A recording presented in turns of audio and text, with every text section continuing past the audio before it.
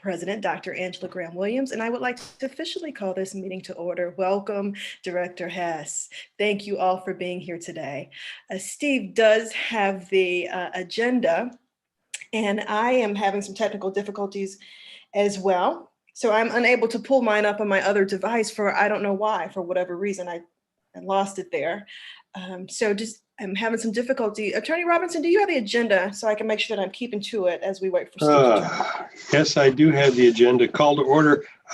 You probably want me to call the roll, and then if you would, when you respond, saying present or here, and then indicate your location, Kalamazoo or wherever you happen to be. Thank you, sir. Please proceed. Okay, I will call the roll. Director Graham-Williams. Present in Kalamazoo County. Director Ritzma. Present in the city of Kalamazoo. Director McFarland. Okay. Director Hamilton Miller. Director Anderson. Director Calderon Hueso. Present in the city of Kalamazoo. Director Carroll. Present in Portage. Director Dennison. Present, City of Kalamazoo. Director Hess. Present in the city of Kalamazoo. Director Hoffman. Present in the city of Kalamazoo. Director Longberg. Present in the city of Kalamazoo. Director Alice Taylor. Director Charlene Taylor.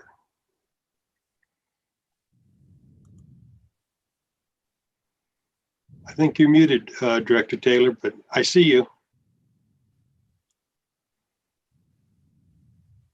Present in the city of Kalamazoo. How about that? Excellent. Director Urban. Director Washington. I see Director Anderson has joined us. Director Anderson, do you want to chime in?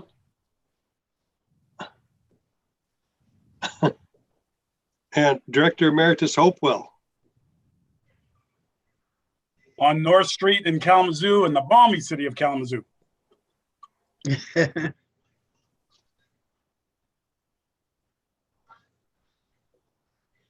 Thank you, Attorney Robinson. You have a quorum, President Graham-Williams.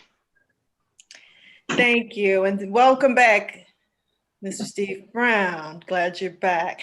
I'm assuming that we are going to take a look at the meeting minutes from our previous connection, which was October 12th of 2020. And I am looking for a motion to accept our last and previous meeting minutes. So moved. Second. Thank you. As it has been properly moved by Director Ritzma and seconded by Director Charlene Taylor. Are there any adjustments, any discussion, any typos to bring to our attention? Any comments at all? You should have received them either in your packet or they were posted, if I am not mistaken, on the city's website. So we've all had some time to spend with them. Madam President, I did receive 2 comments that the February 16th meeting mentioned should be a Tuesday, and that's still present in the packet, but will be corrected in the minutes when signed by Secretary of Record Attorney Robinson. And so, thank you, sir. Any further discussion? Welcome, Director Urban. Nice to see you today. And Mayor Anderson. Hearing none, I am looking all in favor of, is your hand raised, Director Urban? No. Oh, okay, my apologies. All in favor of accepting our previous meeting minutes with the addition of the corrections as mentioned by Steve. I apologize. Yes, no, Steve Brown. I'm reading and trying to speak at the same time. Forgive me, y'all, for having this convoluted motion. All in favor, speak so with aye. Aye. Aye. Aye. Any opposed? Thank you so much, all. The motion carries. Welcome. Hold on, I get to vote. I want to vote. Hold on. Aye. All right. Please make mention that Director Washington also voted aye. Thank you. Welcome, Director Washington, and also you as well, Director Dennis. And I feel like it's been so long since I've seen so many of you. So nice to see your face. We've been so snowed in here, and I'm just exuberant to be with you today. So if my effervescence is a little bit over the top, please forgive me, and thank you in advance for your grace. It's truly genuine. We'll take all the effervescence we can get. Thank you. Thank Amen. you. Thank you, sir. I'm on Zoom, and it's just so nice to be with you all. And I truly thank you. I didn't know what the participation would be like today with kids at home and frozen pipes in Arkansas and all of the other challenges that we're facing, but welcome today. I am having a little bit of issue. I mentioned, Steve, that I usually have my agenda on my cell phone, but for whatever reason, I'm unable to pull it up. So unfortunately, I'm going to ask you if you don't mind to toggle back and forth so I can keep with your agenda. Yes, Madam President. I apologize for my dodgy connection today too. I dropped out. Hopefully everyone can hear me now. We can. No what we problem. had as it was submitted by email to the board was that 3 items need to be added since the executive committee made the agenda at its last meeting. And everyone should have received that email by now. Those 3 items are to add under the first item on C, the stakeholder neighborhood presentation involving Director Calderon Hueso and guests from YWCA and Kalamazoo Literacy Coalition. So that would be item C1, and we've adapted the PowerPoint to have all that information. 2 other items which don't have any visual materials are that I've received instead of the board or for the board from Director McFarland, his resignation with regrets, very deep regrets, for the non-regrettable reason that his business, as many of you may have learned locally or seen on LinkedIn, is absolutely skyrocketing. I believe they're hiring 8 new positions. And so we can all celebrate as our business and banking, small business and banking director, that change in his life, and he is just unable to really fulfill the commitment.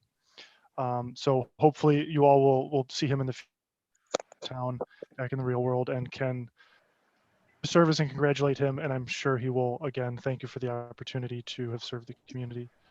With that comes the 3rd item, which is are you presenting the resignation by Director McFarland? it presented how so? Well, are you prepared to take action on it now, or is it later in the meeting? It could be now. That's a very brief item. Meeting. It would be my recommendation that the board take action to accept the resignation, so that formally would end his term, and that then creates a vacancy that you can then take steps to fill it. So I think that's a step that you need to it's recommended that you do that.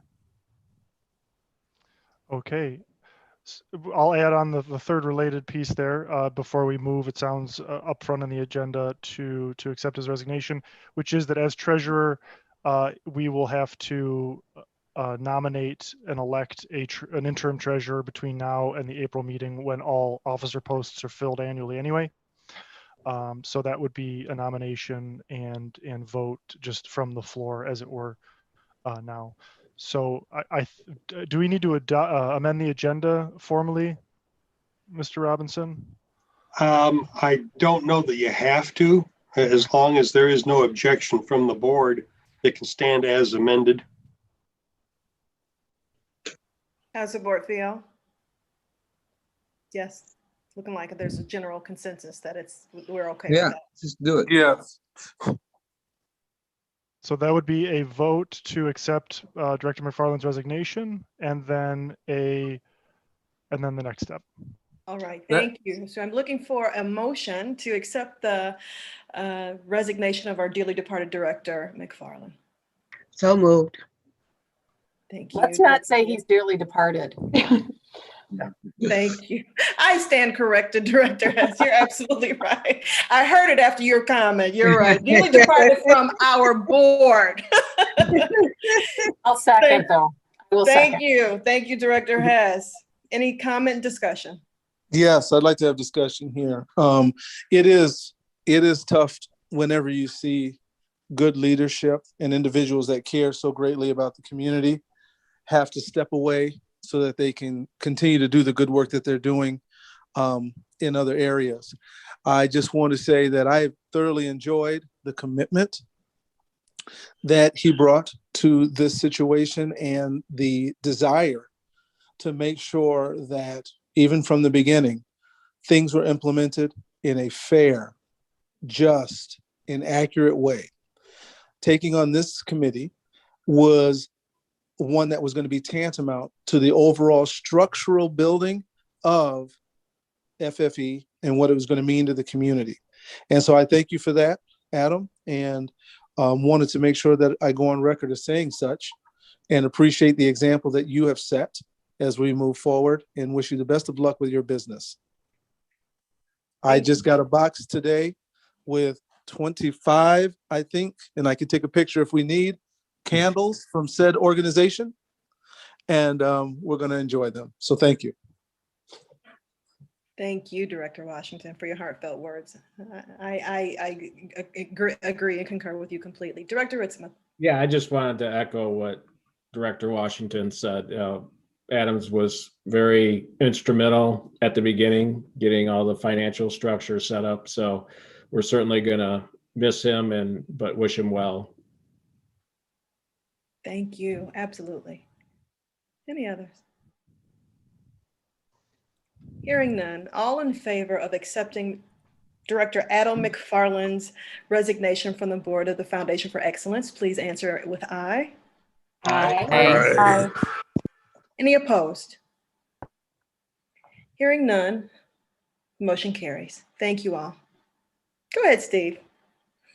Thank you, Madam President. The related item would be to elect a new treasurer, an interim treasurer, with a term ending the same as Director McFarland's, which was, as with all officers, at the April board meeting.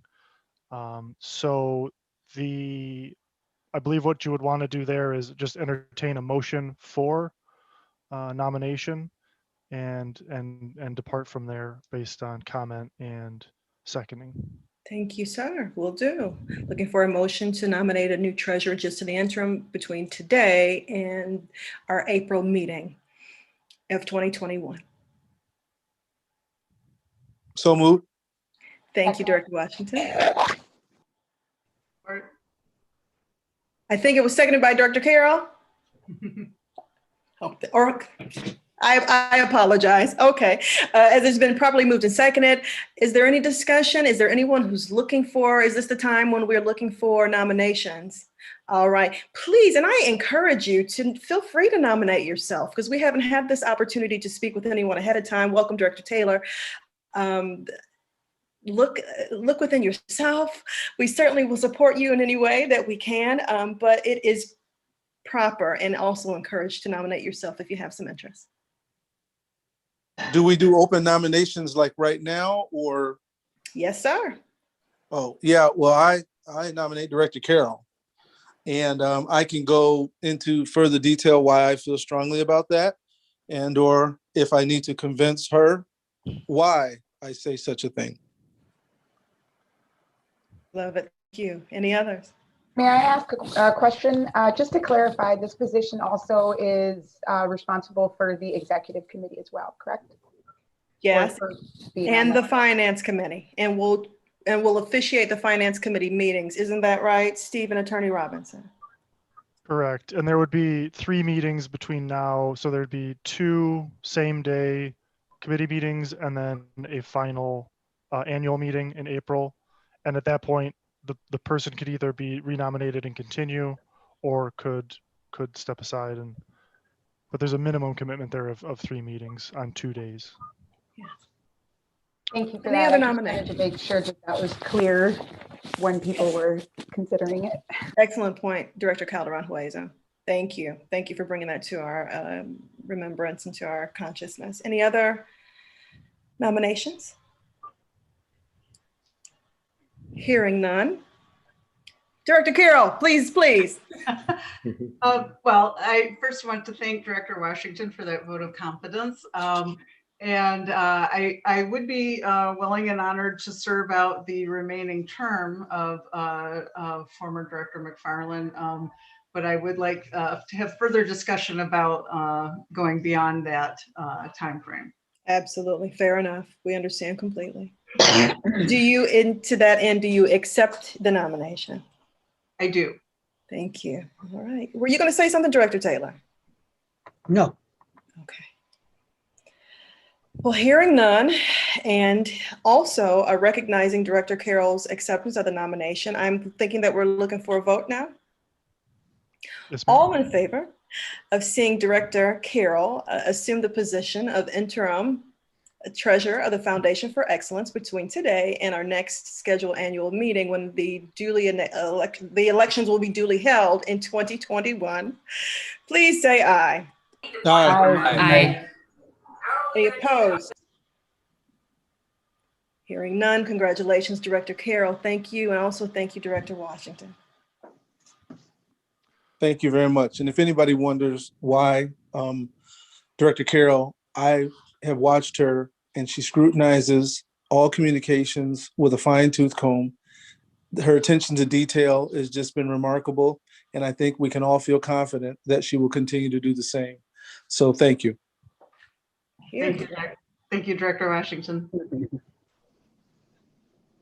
Okay, Steve. Well, Madam President, that now that we have the new items on the agenda and also taken care of, I will move to the PowerPoint presentation and share this screen. And I wanted to put you on the spot momentarily by we normally start with the Foundation for Excellence mission, but the quote that you provided for the newsletter this year was so stirring and so well received that I thought this was a great place to just kick off the presentation. And it's on screen for all to see, but just a beautiful and very well received sentiment that I wanted to put in place of the mission, just since it's, the end of 2020 is a really remarkable time. And so thank you for that. Moving forward, this is the reports and communications portion of the agenda. So we're going to start with neighborhood stakeholder director conversation for the neighborhood of Edison. And this builds on a sort of somewhat new tradition started by Director Hoffman presenting for the housing stakeholder section. Director Calderon-Hueso is going to offer a brief introduction, and then we've got some guest presenters today. And with that, Director Calderon-Hueso, I'll just pass it off to you and to introduce our guests as well. And then guests, just please let me know to advance the slide, and I'll move it forward for you as we go on. Thank you very much for that. I'm going to keep my introduction of the following two people very brief here, but Nicole Bloom, who is actually now the development manager for the YWCA, as well as Michael Evans, who is the executive director of the Kalamazoo Literacy Coalition. They will be introducing the early childhood education career pathway. I hope I got that all correctly there. And that is a community-centered partnership that combines the missions for both organizations to enhance the lives of children and adults through education, intentional education, and programming. But I certainly don't want to take away from the presentation that they have for us. So if you all are ready, I believe Nicole, are you all set? We are. And thank you very much for the introduction. Can you hear me okay? Yes, we can hear you now. Great. Well, Nicole and I were very excited to be able to provide an overview about the Edison Early Childhood Education Career Pathway that is taking shape and deeply rooted in the Edison neighborhood. As you heard, my name is Michael Evans. I'm the executive director of the Kalamazoo Literacy Council, and we are very proud to be a part of this unique collaboration that creates a clear pathway to a living wage career within early childhood education careers, which is very important for our Edison neighborhood and the broader community. One of the things that we're hoping to be able to show you is that through our unique collaboration with broad community partners, that we have deeply made the commitment to build a sustainable career pathway to fill the shortages that we see in quality early childhood education as far as childcare, but also making sure that there is a credible pipeline for talent that would come from the neighborhood that is being served through this new program. We're also very excited that the pathway specifically includes a non-traditional route for those adults who traditionally may be left out without some additional support, those who may not have a GED yet or may lack some skills when it comes to digital skills or English language fluency, so that they can make their way along that pathway into a career in this most necessary field that we see the need for. And Nicole could explain some of the benefits for this program, as you can see on the slide. And I also can say that I'm very proud that she was the one who invited the Kalamazoo Literacy Council into this incredible adventure that we are in the midst of undertaking. So, Nicole. Thank you, Michael. I'm Nicole Bloom with the YWCA. I'm a development manager there. I oversee the pillar that is improving the lives of children, so focused on early childhood and childcare. And through our expansion, we saw a need in developing a workforce, specifically one that was community-based, so that our staff would be representative of the community that we're served. So that's one of the things that we like to highlight about this career pathway, and the fact that it leads to an academic outcome. So there is certification attached to this, so an individual that goes through this can move their way up the career and professional ladder. So we can go to the next slide. Thank you. So the Edison Early Childhood Education Career Pathway Program has 3 intersecting components, and all of them are anchored with this wonderful investment that is being made in the Edison Children's Center by the YWCA. So the 3 components that we've intersected are career pathway and program development, which is the alignment of adult education and workforce services to help people along that career pathway into a sustainable and living wage career. We also wanted to focus on participant success for those who enter into this career field, that they have the proper supports that will help them to be able to make as further progress along that career pathway as they have the ambition or the need to do so.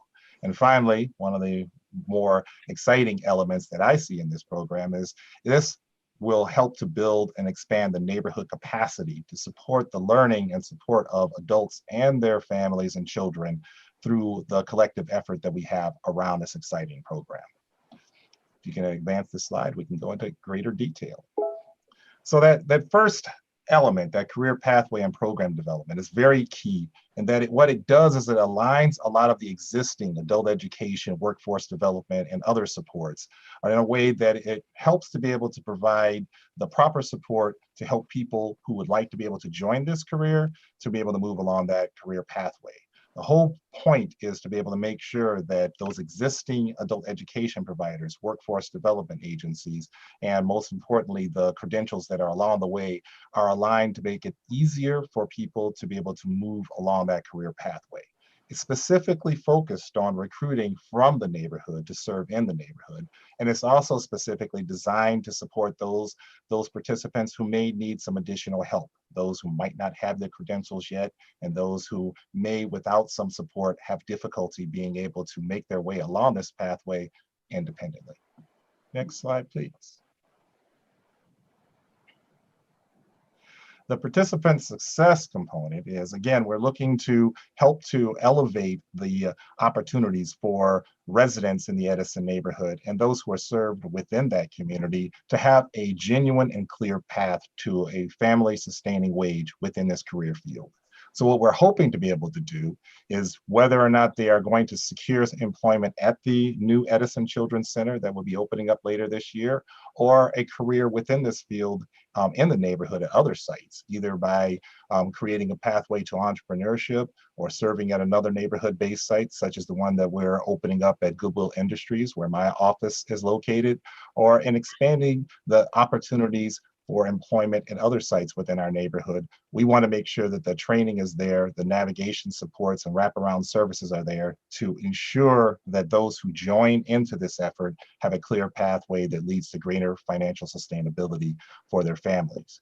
A hallmark of this is helping our participants to be able to gain that early credential as an early childhood education apprentice. And I believe that Nicole can give you a really good understanding of how important that credential is and where it fits as central to part of our career pathway development.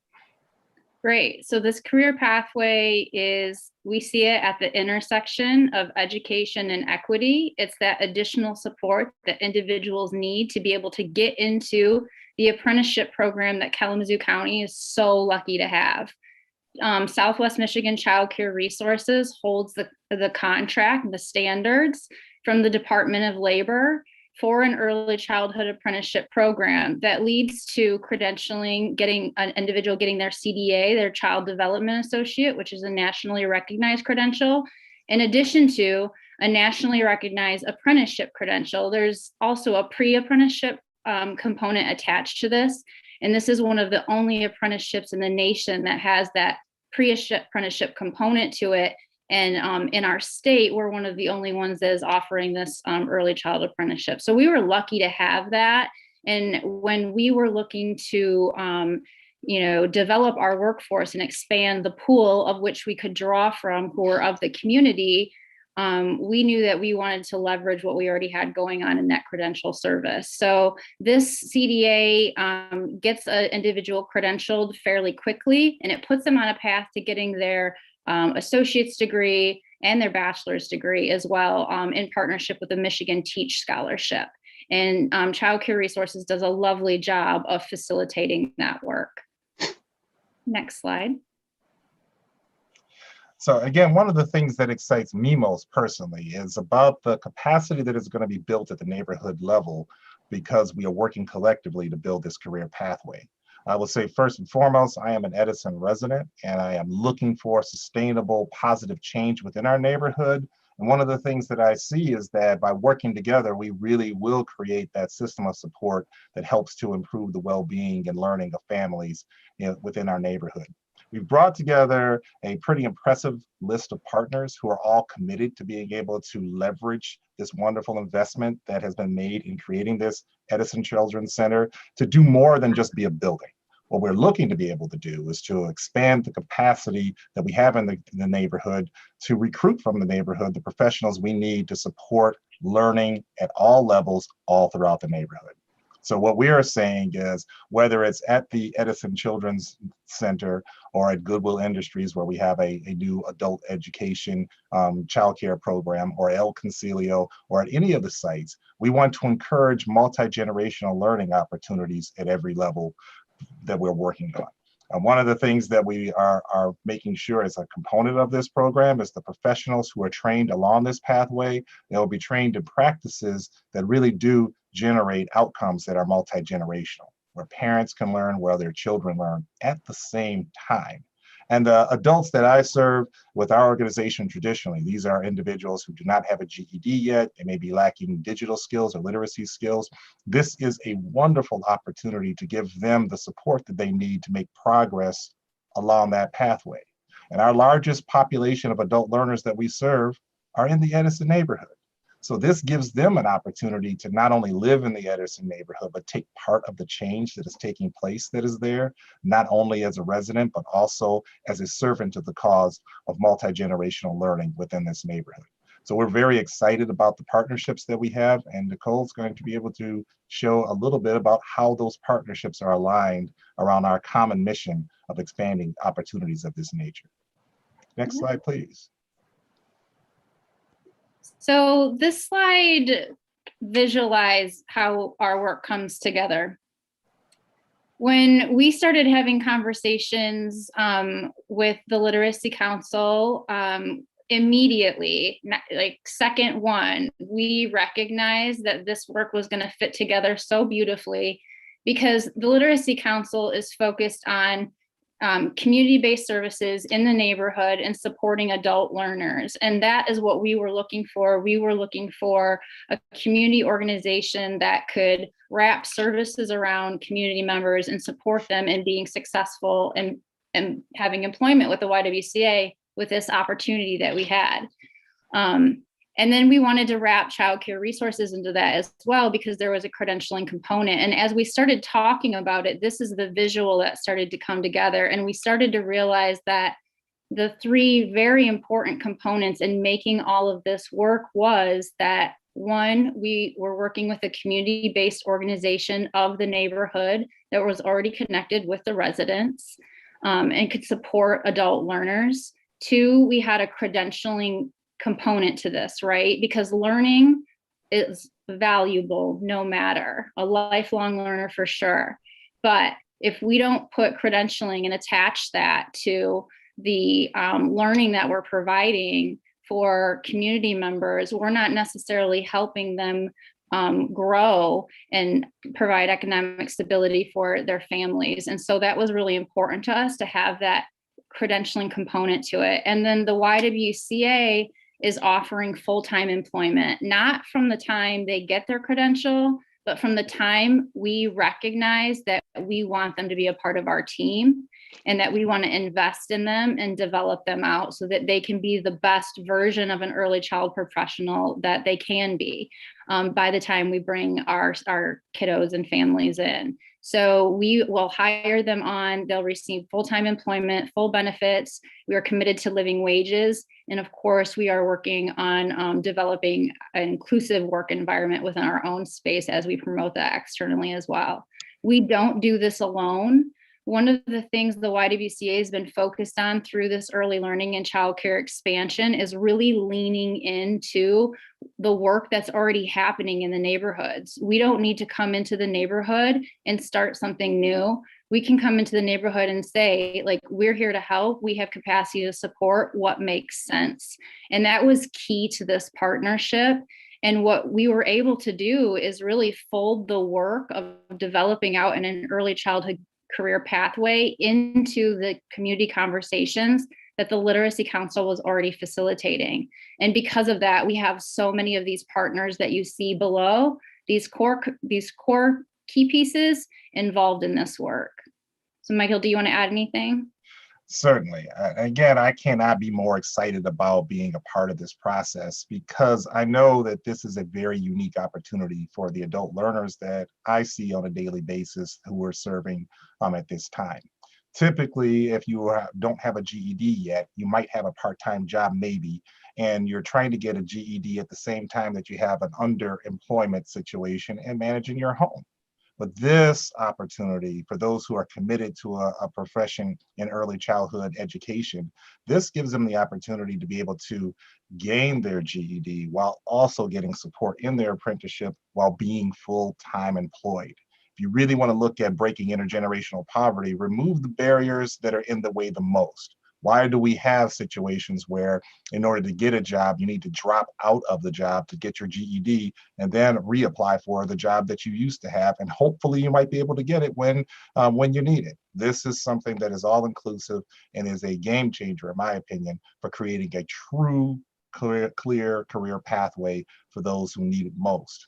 As far as those who will be served by this, the initial cohort is about 15 people that will be employed through this process. But we have already known that we will be supporting at least 45 more who have an interest in this area. So they'll be able to work through the system of supports that we have created and brought together through our partners to evaluate their capabilities and their interest, and then find their way along this career pathway to that living wage employment, whether it's at the YWCA or through the partnerships that we have, or through this really innovative track that we have for entrepreneurship for those who want to be able to run their own childcare center. And we're very pleased that so far we've had over 40 people who have gone through the interest process that have expressed their genuine interest in being a part of this process. And we're looking forward to seeing where this goes as we continue to develop this as a sustainable career pathway to early childhood education professional development. So with that, we can answer any questions that you have, and we certainly thank you for the opportunity to give you this brief overview of this innovative collaboration that we believe will lead to long-term neighborhood change. Thank you, Michael and Nicole. Director Calderon or other directors, I don't know if you had comments or questions. I just really wanted to uplift this program and let you know that obviously also as a lifelong resident of that is the neighborhood and the current stakeholder director. Yeah, absolutely. I'm right there with you, Michael. I'm super excited about what this is going to bring to the community in raising the profile of the early childhood workforce. Also really investing, like you were saying, in the local talent through the workforce development. Those are all things that are not only going to be great for the Edison community, but stretching that out into, you know, the bigger picture. Also expanding equitable access to that pre-K education and childcare. That is also an additional, you know, just game changer for all parties involved. So I'm really excited about this program and I hope all of you are as well. I would just like to add, this is Vaughn. As you can see across the bottom, the Kalamazoo Promise is a supporter and a collaborator in this mission. It's an amazing opportunity. And one of the things that we're excited about is the wage that these individuals are going to obtain. Many individuals that work in this area don't receive a wage that's considered a living wage. And this has been something that has been taken into consideration, as well as the overall project, the entire project, the housing component of this project that's taking place separately from this child care center, but also along with it is just fantastic development for the area. And just a question about when we're all back in the real world. I believe Nicole, you can answer this. Will there be a ribbon cutting for the creamery building itself there on Portage? Well, I can't speak for the creamery project as a whole, but I'm sure, knowing Matt, he'd love to have a ribbon cutting ceremony. And the YWCA Edison will be having several community engagement opportunities running from March through August. So we'll make sure that we are looped in on that. I'm sure you're already well ahead of me on that one, but please do. I'd like to make a comment. I really love the structure and how everything is laid out. I too am invested in the Edison neighborhood as well as all of the communities in Kalamazoo. But I really love the structure. And the way it's laid out, it kind of looks to me what a person can enter at such a young age, and the way it's structured, they can really work from a young age throughout the system to help them to grow professionally and to develop these necessary skills and obtain a career. I mean, it's like different channels that they can move through. And that's what I'm impressed with. I think kudos. It's a great job. And I wish you much success. Yes, Thank you very much. Also, Mr. Evans, for being here today. I have a quick question. First, I want to say that your passion and enthusiasm for your project is infectious and very obvious, and I appreciate that and the work that you're doing. But my question is, and this is more aspirational, I think, what are some timelines that you're looking at? So if a person becomes engaged, a pre-apprentice, and forgive me if that's the incorrect nomenclature, becomes engaged with your program, or they express interest, and then they are selected, and then they start the educational piece, and then they move into the pre-employment or the, tell me what does that look like, if you will? Good question. Yeah. Well, we are in the midst of a pilot version of this project right now. And so it is to stay on track with the Star Trek theme, warp speed right now. So it is pretty compacted and a pretty intensive summer of PD and training that this first cohort will go through. But really, what's lovely about the CDA process and the apprenticeship process is it can really be tailored to meet the needs of the individual. It's about time and seat around education and work experience. So it can really take as little or as long as it needs to take. And so I think it's lovely, but also we have to put structure in place so that we can help, hold individuals accountable and keep them moving along the path. So I think that's really what we're trying to do, is come together, is kind of create those structures around what already exists to support individuals to go through in the way they need to go through based on their needs, but also to, keep pushing them along through so they keep achieving. Sure. And I'd like to add a little bit on that as well. What this really is doing is aligning services to make sure that those critical benchmarks for obtaining the CDA and moving along to full employment, that the right support is there at the right time to help them to make that progress. Mm-hmm. So the first part is about 8 months of intensive instruction where you're getting ready for the CDA. If you don't have a GED yet, you also are taking your GED classes, but those classes are contextualized around your career experience. So if you're going to learn math, why not learn math about the type of math you're going to be doing at a job? So we really have worked hard to make sure that our curriculum reflects that, and that our support's there on an individual basis to be able to help you move along at your pace, but be very aware of those benchmarks of what you need before the CDA, what you need before you're on that path for the associates, and eventually into full daily employment at the YWCA. So it does take time, as Nicole says, and we have individual supports around each participant, but we want to be able to make it as predictable as possible for anyone who's driving their way through this career pathway so they can get there with the shortest path possible. I don't like taking people along the long way to success. When we work together, we can clear away barriers and get them there much more quickly. So there's no time frame on this, right? Well, so our goal is to have individuals have earned their CDA credential by the fall. So September, October, we're hoping this first cohort will have gone through all the things they need to do and earn their CDA credential by the fall. Now, the apprenticeship credential has to do with about an extra 1,500 hours of work experience. So that's going to take a little bit of extra time, of which during all of these services will be wrapped around them to support them and make sure that they're still doing good and have everything they need to be successful. So I guess I wasn't really looking at everything in that way, because I saw when you gave your presentation, I was seeing someone from a young age being able to go through the channels as they grow older, okay, to reach the maximum being employment. Okay, yes, but yes, it looks like it's broken up, the more I listen to you, into, okay, this is for adults, this is for kids, and actually I'm trying to see the connection, because in your presentation I could see it clearly, but now when we're talking about time, how much time they have to, I know it's individual based on the person, but when we talk about time frame, it really doesn't start at a real early age because it's broken up into programs.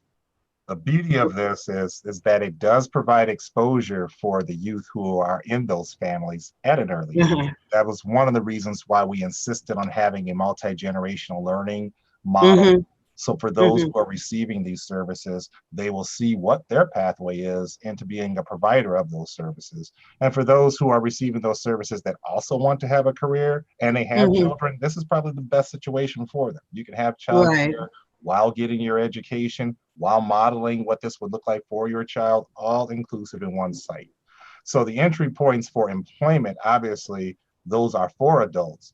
But the exposure of this, we're looking to go deep into the family unit, beginning at the earliest opportunity to be able to motivate you toward a career of this type. And that means anyone who's involved in these programs receiving services, they will know that early childhood education is important and that they have a way of being able to get involved in it. One of the partners that we want to bring light to, at least I'd like to, is for those who are still in high school and they're just at the beginning stages, or middle school even, or the beginning stages of a career exploration in this area. Youth Opportunities Unlimited, they are directly involved in providing support for those who are along that career pathway. So whether you're a young person who wants to get in, or you're an adult who wants to make a career change, or perhaps formalize what you already had been doing, this is a great opportunity for you to be able to do in your neighborhood. Okay, awesome. Well, I'm not gonna hold you guys up, but you must definitely have an awesome data collection tool in place because this is a lot of data to collect. Very confident in our data capabilities. We track Awesome. monitor the progress of over 700 adult learners. For those who are in this program, we have every bit of confidence that we can monitor what progress they're making and what supports they need to continue to progress along that path. That is awesome, and thank you for your presentation. Yes, thank you both. Any other comments or questions from the board? Yes, just, no, go ahead. Okay, I just wanted to speak as a parent. My child popped on a minute ago because he was so excited to see Miss Nicole. Both of my children started at the YWCA in infancy, and it's just been such a quality education for them and such quality care. So, they were set up, my kindergartner was set up to succeed and in school, even in this very weird school year, and learned more about Black history as a 4-year-old than I picked up at any point in my education, which is infuriating for me. And just the staff there just loved my kids while I wasn't able to be with them. And so the idea of having more adults with the training and the care to go out and love the kids whose parents are working just fills me with joy. So I am so excited about this work. So thank you. I would like to hear a little bit more about the, is it 1,500 hours? Yes, as a part of apprenticeship, there's the work experience is really what the apprenticeship is all about. And so it's 1,500 hours of work experience. So our staff will be working no matter. So it's just a matter of how many, weeks of full-time employment they have before they get to those 1,500 hours. And then they get their apprenticeship credentialing. And then, there's coaching around that too, making sure what content areas are we focusing on during this 1,500 hour, this piece of the 1,500 hours and this piece of the 1,500 hours, and developing an individualized professional development plan for them during that time. But yeah, their work experience is tied in directly to their work with us. So did I hear you say that their 1,500 hours will be personalized? Far as their need? So they'll be working in the classrooms, and that will contribute to the 1,500 hours of work experience that they need. But how they're supported and coached and the skills that they work on around their professional development during that 1,500 hours will be tailored to help them develop in whatever ways they need help. So if they need additional help through the Literacy Council, they'll get that support. If they need additional help through YOU or Michigan Works, they would get that support. If they need ESL, additional ESL classes, they could get that support. Or even if it's specifically content-based to best practices around early childhood. Okay, thank you. Any others? Steve, could we stop the share so I can see who's talking, please? Oh. Thank you. Go ahead. Someone was going to say, yes, Director Hess, please. I just want to thank Michael and Nicole for an amazing presentation. And this only affirms for me my belief in the power of education, and that education as an overarching theme in Kalamazoo is something that I would love to continue to focus on from birth to death. I mean, we are all educators at some time, and we are all students at some time. And so today I was a student of this program, and I want to thank you so much for bringing it to our attention. It's amazing. Thank you so much. Agreed. Thank you. Thank you both. Yes, Director Carroll. I was curious, how do you go about selection or identification of participants? Well, we have crafted as a collaborative a channeling process of interested community members. So they come into one funnel, and then based on their identified needs through the interest form that they fill out, they go to the appropriate community-based organization. That is either Youth Opportunities Unlimited or the Literacy Council. And from there, the learner's plan is developed on how to get them to the best place so that they can apply. What we did is we designed it so that the individual would apply to the organization just as any other community member. So they're getting the support beforehand through this career pathway, but then applying for a job just like any other community member. So the YWCA is hiring based on the quality of the applicant that comes through and how they best meet the needs of the program that we're trying to deliver. In addition to that, what we're really doing is we're promoting and supporting at the neighborhood level. So we went to the adult ed providers and said, do you have people who want to work in a career in early childhood education and they just need some support to get there? And they're sending them to us through referrals. We went to Michigan Works, and on their bi-weekly partner meetings, we offered this as an opportunity for those who just need some additional support to be able to make their way along the career pathway.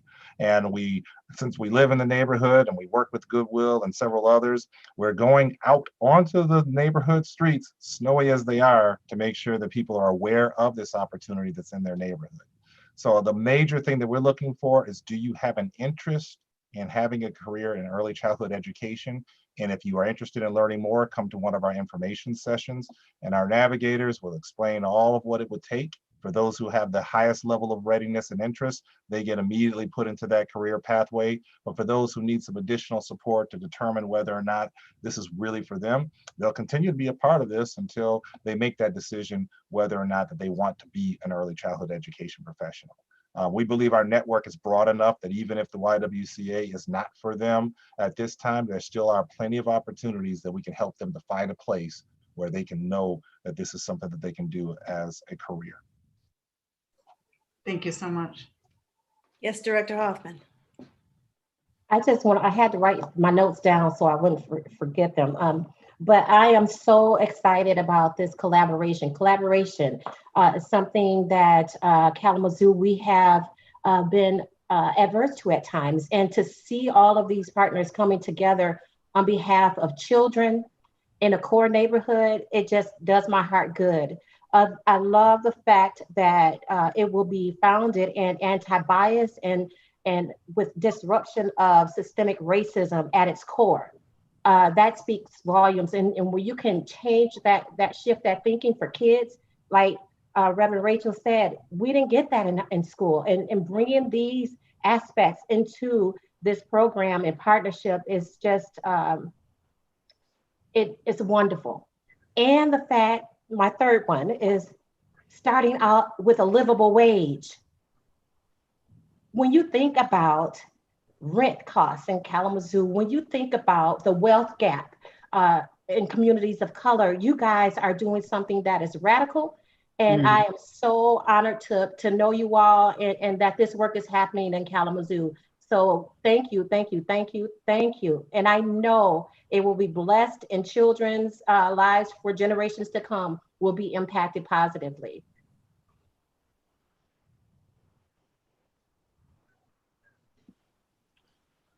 Excellent. Well, Madam President, I'm not seeing any more questions. And I think for time, I'd like to thank Michael and Nicole for joining us. And of course, at any moment, we can keep an open line of communication by email if there are questions or follow-up information or ribbons to be cut. So thank you both so much for your time. I hope it's not the last time we see and hear from you. Awesome work. And we, as a Foundation for Excellence in the partnership with LISC, being involved in the Creamery, and then also as the really major funder for YOU are related to this. And of course, the Edison stakeholder connection. So important and awesome work. Thank you so much for your time. You're welcome to stay, but you can also feel free to jump out of the meeting if you have other obligations. So with Thank you for that, having us.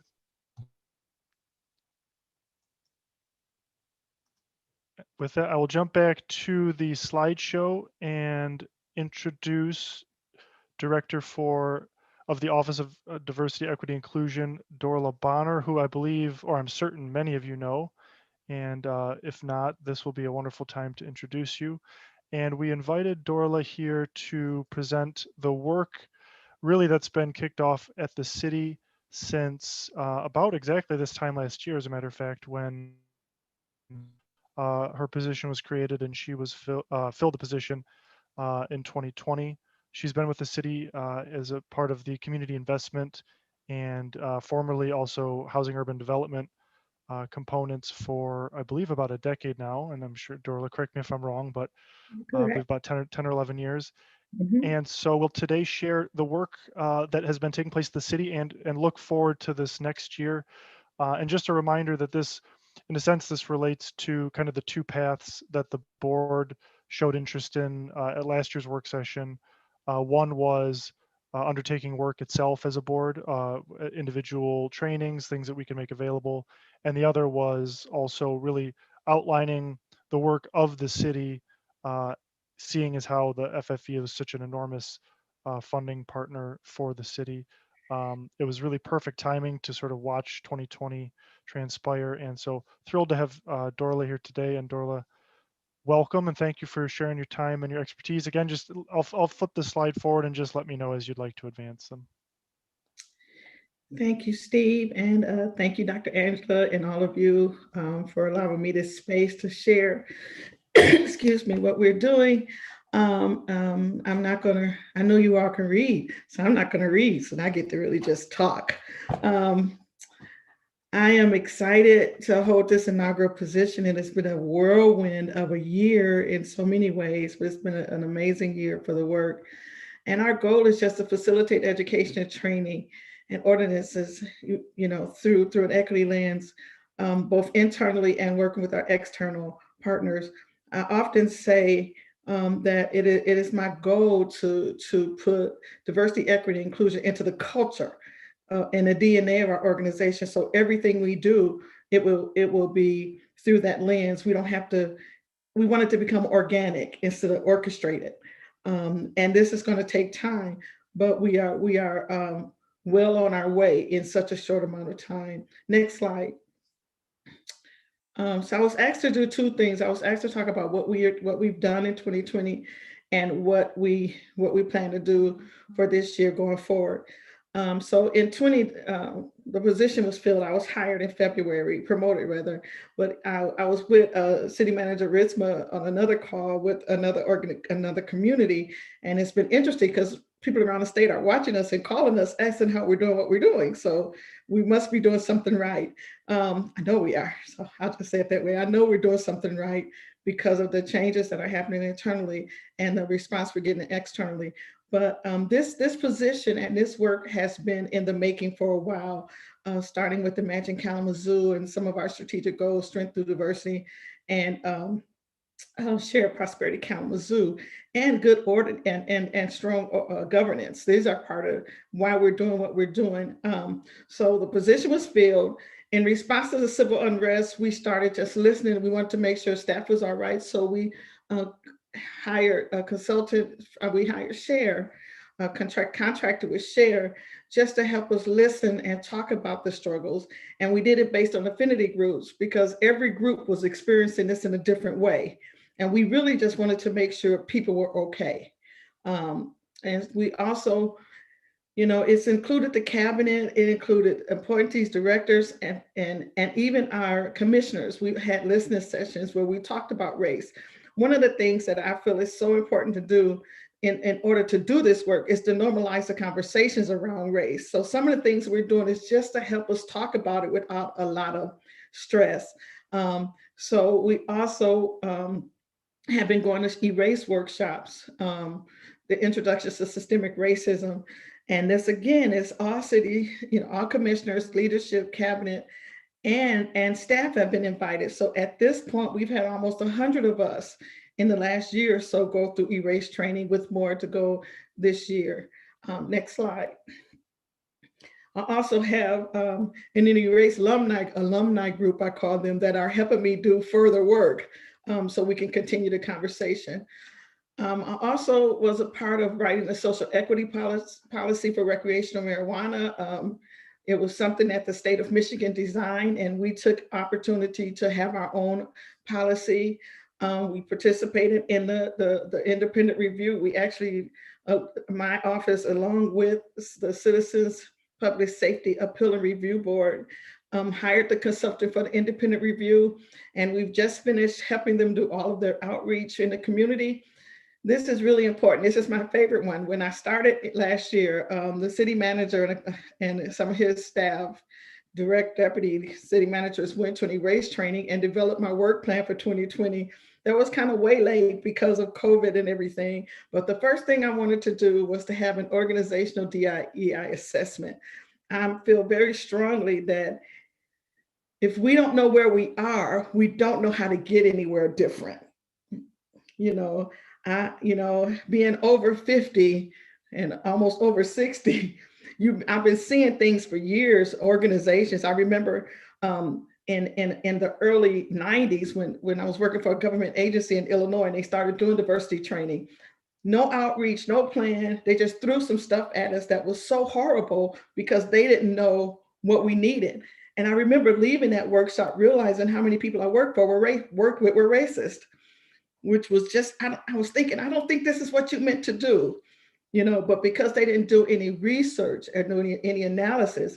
I often say without an assessment, it's like going to the doctor for a headache and he just give you aspirins without any, what the problem is. So we're trying to find out with this assessment, the culture, not the culture, but what's the temperature of our organization when it comes to DEI. So when we make a plan, it will be based on those needs, and then it's measurable. We can test it again to see if we made any change. So we've hired a consultant. That work is getting ready to start. When I came into this position, I was still working on the analysis to impediment. Stephanie Hoffman knows all about this document. We've been working on this for quite a while. Myself, TRHT, Isaac, and it is the only report that HUD has that's based on race. All of their other reports are based on income and poverty levels, but this is a report that says, why is it difficult for people of color to get housing? And it was an amazing experience with the partners. And what was really great about it is the number of organizations in the community that are working on those impediments. And that report is now on our website if you want to see it. We released it last night for public comment. And we seated the Civil Rights Board. One of the other things that we did, which I didn't put on there, is the Chapter 18 ordinance, which we amended and added a Chapter 18A, which is about housing. And we added protected classes for folks in our local protected classes. And part of that ordinance was to have a Civil Rights Board to work with deciding those cases. The city attorney's office will do the investigation, and this board will make the decisions. And we seated that board. And those meetings are on Wednesday night, the first Wednesday of every month, if you want to participate and watch our work. Next page. I guess, let me add a few more things, of course, after you do something and you remember. One of the other exciting things that's been happening are the number of departments that are coming to talk to me about equity in their department. So I've talked to Dr. Angie about FFE. I've had public services come, public safety, and really excited this week because I met with our finance and we're talking about equity and budgeting. And these are exciting. You have to start the conversation. So we know some of these things are years in the making. It's going to take time, but to actually be sitting at the table talking about how do we budget equity, to me is so exciting. Equitably is really exciting. And the other thing that we're doing that's not in there that I guess that's part of the 2020-21 work is that we have a book club with our leadership. Again, normalizing the conversation around race. We as a group of leaders are reading the book and discussing the book, Waking Up White. And so tough reading, tough talking, but necessary reading and necessary conversations.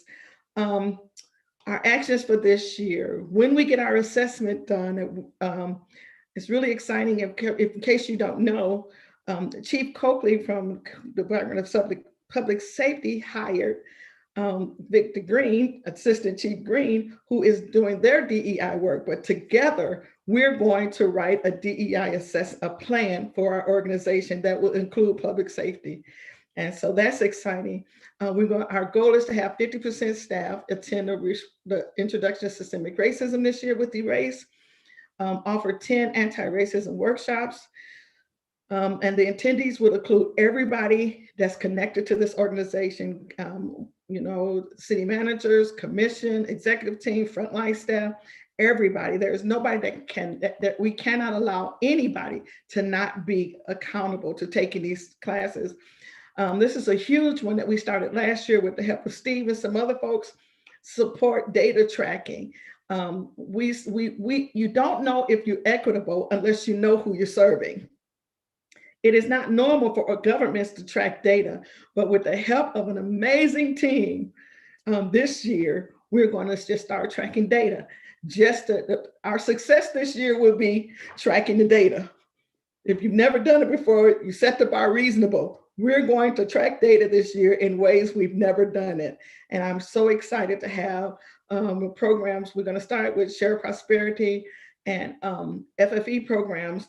We're going to add our HUD programs, which already track data based on race, but we're going to put them all together so we can see how the data, data is complicated, as I learned work with our IT folks. How do you track? What do you track? How do you make it jailed? How do you make sure it's apples to apples? So I'm glad to have people who are much smarter than that in me, and I lean on them and then I back off and let them go for it. And they are going for it. And so a lot of things we're doing this year. I'm meeting with, like I said, our alumni, our Erase alumni on a regular basis to provide direction. One of the things we're going to do after the assessment is to develop an anti-racist team. Right now, I'm a staff of like 1.5. Pretty soon I will be 2. And then after this assessment, we may have to be bigger and we get this plan, because this is not easy work, but it's necessary work. It's necessary. I am grateful to our leadership that I'm given the liberty to do it. Like sometimes it's almost a lot of gut work. What are you feeling? Because racism is really how we respond emotionally. So there's a lot of feeling and greatness, and every organization is unique. It's not a perfect science, which is why we're doing a plan, because we want it to be right for us. Right for us. And I'm also working with some folks on the outside. There are a group of us, almost every major organization has a person in a position such as mine. We have committed, in 2020, we committed to start working together as a group and supporting each other. And so that's on my horizon too. Like I said, it's a big job. It's a lot, it's exciting, because this is where systemic change happens for us. This is where systemic change happens. And so doing my best, we're doing our work, our best, and that's my report. Thank you, Steve. I think I gave you some change. I told you I wouldn't need 20 minutes. Thank you, Director Bonner. I pulled off screen share, Madam President, just so we can see each other again. I'm done. Thank you so much, Director Bonner. Any questions or comments for Director Bonner? Yes, please, Director Calderon. I just want to thank you so much for everything that you're bringing to the city of Kalamazoo and what you're doing specifically with, I was really pleased to see that it said on there that you were going to be looking into the Shared Prosperity Kalamazoo programs and FFE programs. I had mentioned in our last meeting in October that I just really wanted to continue the conversation around the Foundations for Excellence funded programs and making sure that they were following with, aligning with, I should say, with diversity, equity, and inclusion. And I really just wanted to thank you for your work. And I hope that you are soon more than 2, because that is, I'm sure you're wearing many hats. So thank you. Thank you so much. Thank you. Any other comments? Yes, Director Urban. I think you're still muted, Director Urban. Happens to us all. Well, There you I find Dorla's enthusiasm and just the way she expresses herself so energizing.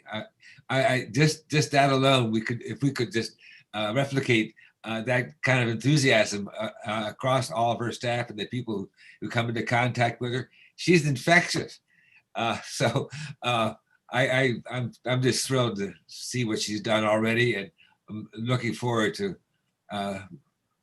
more progress. We're on the path. Thank you, Commissioner Urban. I can't say, just keep me supplied with Pepsi and we'll be fine. Director Ritzman, please. Yeah, I just wanted to acknowledge the work Dorla's doing, and what a year it's been since we got together and created this position, and started off last February with erase training, the 2.5 day workshop. And we were at the end of that training and sitting at the table like, okay, what are we going to do next? And, we talked about an equity assessment, but we had no idea what the remainder of the year looked like. And I just appreciate her through this time. It's just been incredible to have her at the table when we're making decisions and getting input, because that's the lens that we've been missing. So I just want to acknowledge her and appreciate all she's doing. Thank you. Absolutely. Any others? I just want to thank you as well, Ms. Dorla, as I call her affectionately. Many of you know I was raised in the cradle of the civil rights movement in Birmingham, Alabama. I was living there at a time, I spent all of my formative years in a time when we were moving from the old South to the new South. So I was in Birmingham, Alabama on the first Martin Luther King Day, and grew up commemorating the bombing of the 16th Street Baptist Church. And my father was a civil rights leader. I have this type of work in my blood. My father was the CEO of 5 different affiliates of the Urban League, which is the nation's oldest civil rights organization. And so I have great affinity and respect for the profound changes that can happen when you have someone who has a passion for diversity, equity, inclusion, belongingness, anti-racism work.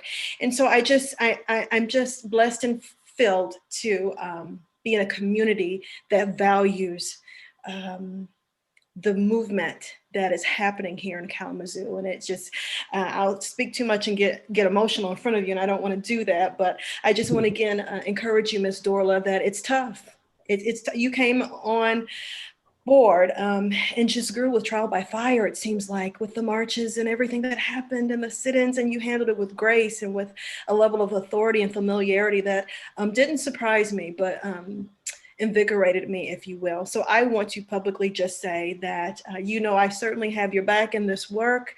I have, however I can avail myself. You have my number, and I dare agree that many on the board feel the same way, but know that certainly I support you in any way, and I'm just so thrilled that you're in this position. So I know we're running short on time, so I don't want to get too long, but thank you for what you do. Thank you all. Thank you all. Thank you, Director Bonner, very much. So, Madam President, with that, shall I move to the third item of the communication part of the agenda? So I'll jump back to a screen share here. And is that visible? Bringing up the COVID-19 response. You can see that? Okay, I'm seeing shaking heads. Thank you. So we have as a guest today, Natalie Sacero, who's the Director of Individual Giving and Innovation with United Way of Battle Creek and Kalamazoo Region. Chris Sargent was invited and had attended, but the meeting's gone a bit longer than planned, and he has another meeting that he had to step into. So with apologies there that Chris is not able to attend again this time. Natalie, are you able to jump off video and mic? And what I'll do is just get us started here, and then Natalie can walk us through the dashboards. So we have an update on COVID-19 responses. This will include the Kalamazoo Small Business Loan Fund, the Kalamazoo Micro Enterprise Grants, and then Digital Access for All, and the Learning Hubs.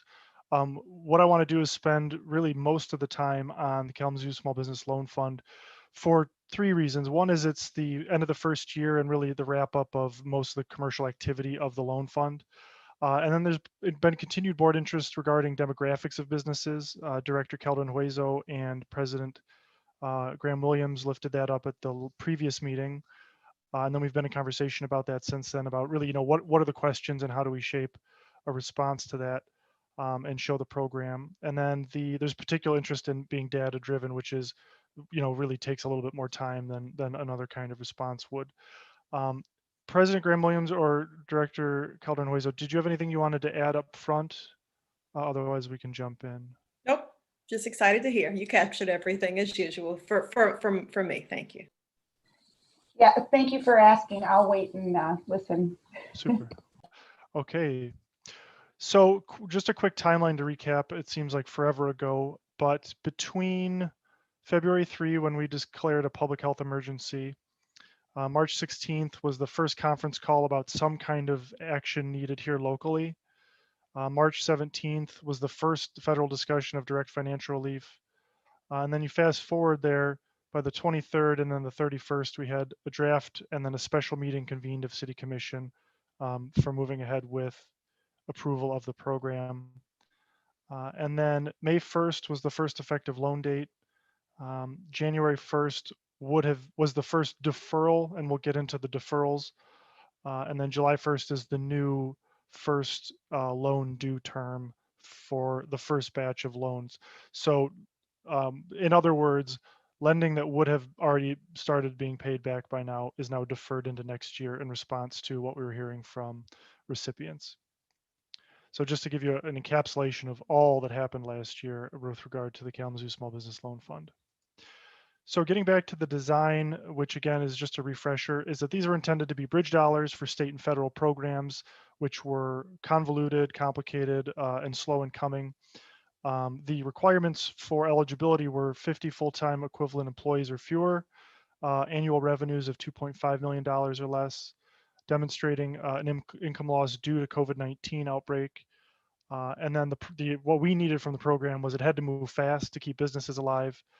And then the attributes of the values that we lifted up at commission and throughout the program were equity, collaboration with partners and with the businesses themselves, that this was for short-term use as a program. Again, these were bridge dollars, and that it was flexibility, so that we were establishing up front that we were really trying to work with businesses to be a unique kind of lender, one that was clearly out to save, the part of the commercial fabric of our society here in Kalamazoo, and not to make a profit, which would be the typical motivation for lending.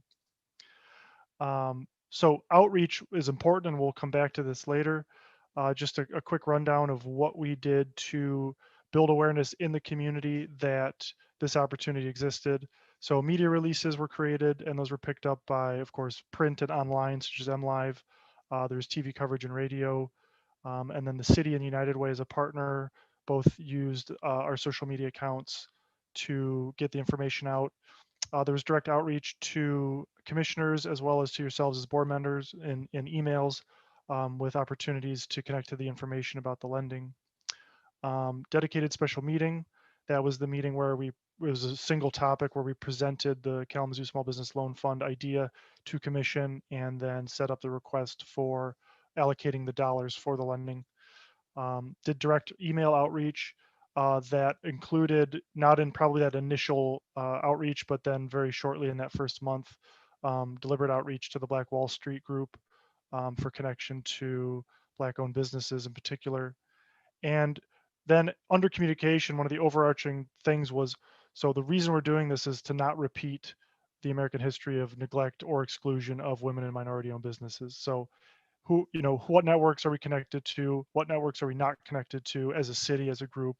And how do we move intentionally forward to make that connectivity to everyone in the community? For support, so this was, in a sense, you could say customer support, client support, technical support, was that it was designed to be extremely streamlined. So from the very first touch to the actual vetting process and the transfer of funds, it was conceived because of social distancing and stay at home as being entirely online. So that was a pretty radical innovation technologically to get that up and running, and also to streamline the process with due diligence, so that again we were having a very low barrier process and not placing too much burden on businesses that may not have had ready access to files that were at an office they couldn't get to, or it needed to be, requested from a partner or a bank, which may or may not have been closed at that moment because of COVID-19.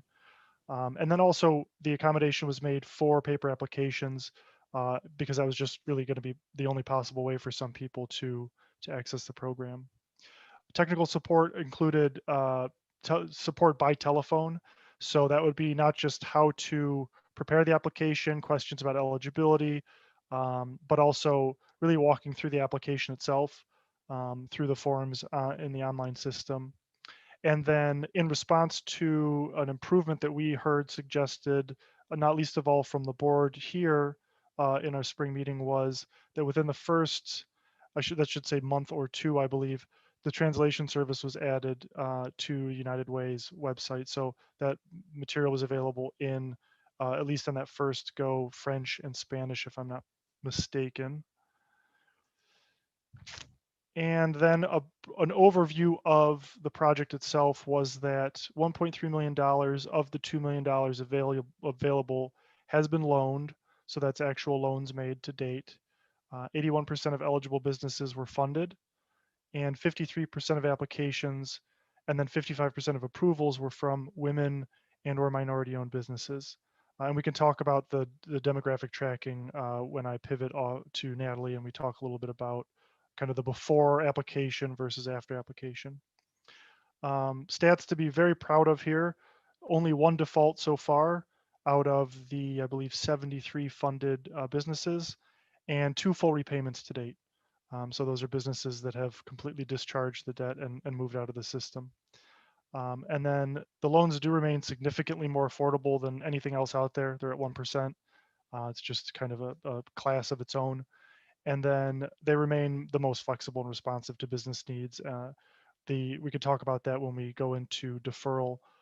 But this is, again, this is to help businesses, to help society, to help Kalamazoo, not to make money off businesses. So with that going forward, it's just completely shaped the way that United Way and city economic development staff have thought about this.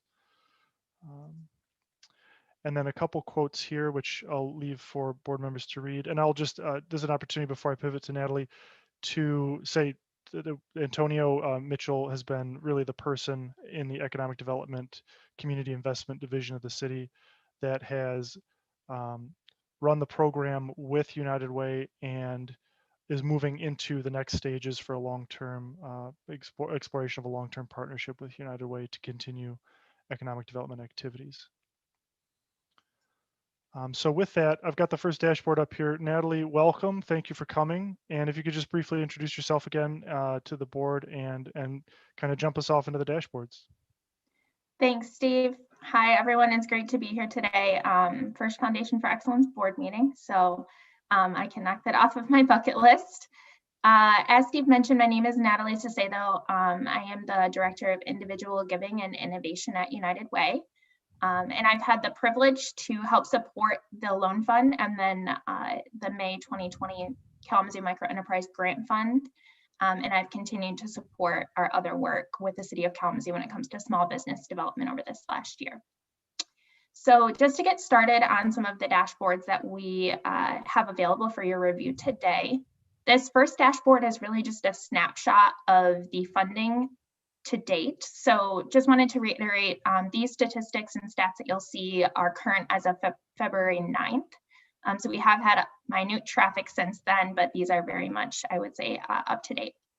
So as you can see here, we have dispersed over $1.2 million to 73 businesses. And if you do some quick math, we have over $600,000 available still to provide in loans to eligible businesses. Something just to point out is that in previous dashboards, you may have seen a higher number. At the very bottom, you'll see that we have awarded loans to businesses and they have subsequently at times refused or declined that offer for several reasons. Some may be depending on PPP availability, they received that, or their financial circumstances changed and they no longer needed the loan. So to date, our total disbursement, which would be approved and accepted, is reflected here. Next Natalie, slide. for what's PPP just for the group? The personal protective loans and programs that were put out by through the government. So as many of us know, that changed. That sometimes that came out and funding was gone within a couple of days. That previous slide, a business owner had attested to their experience with PPP.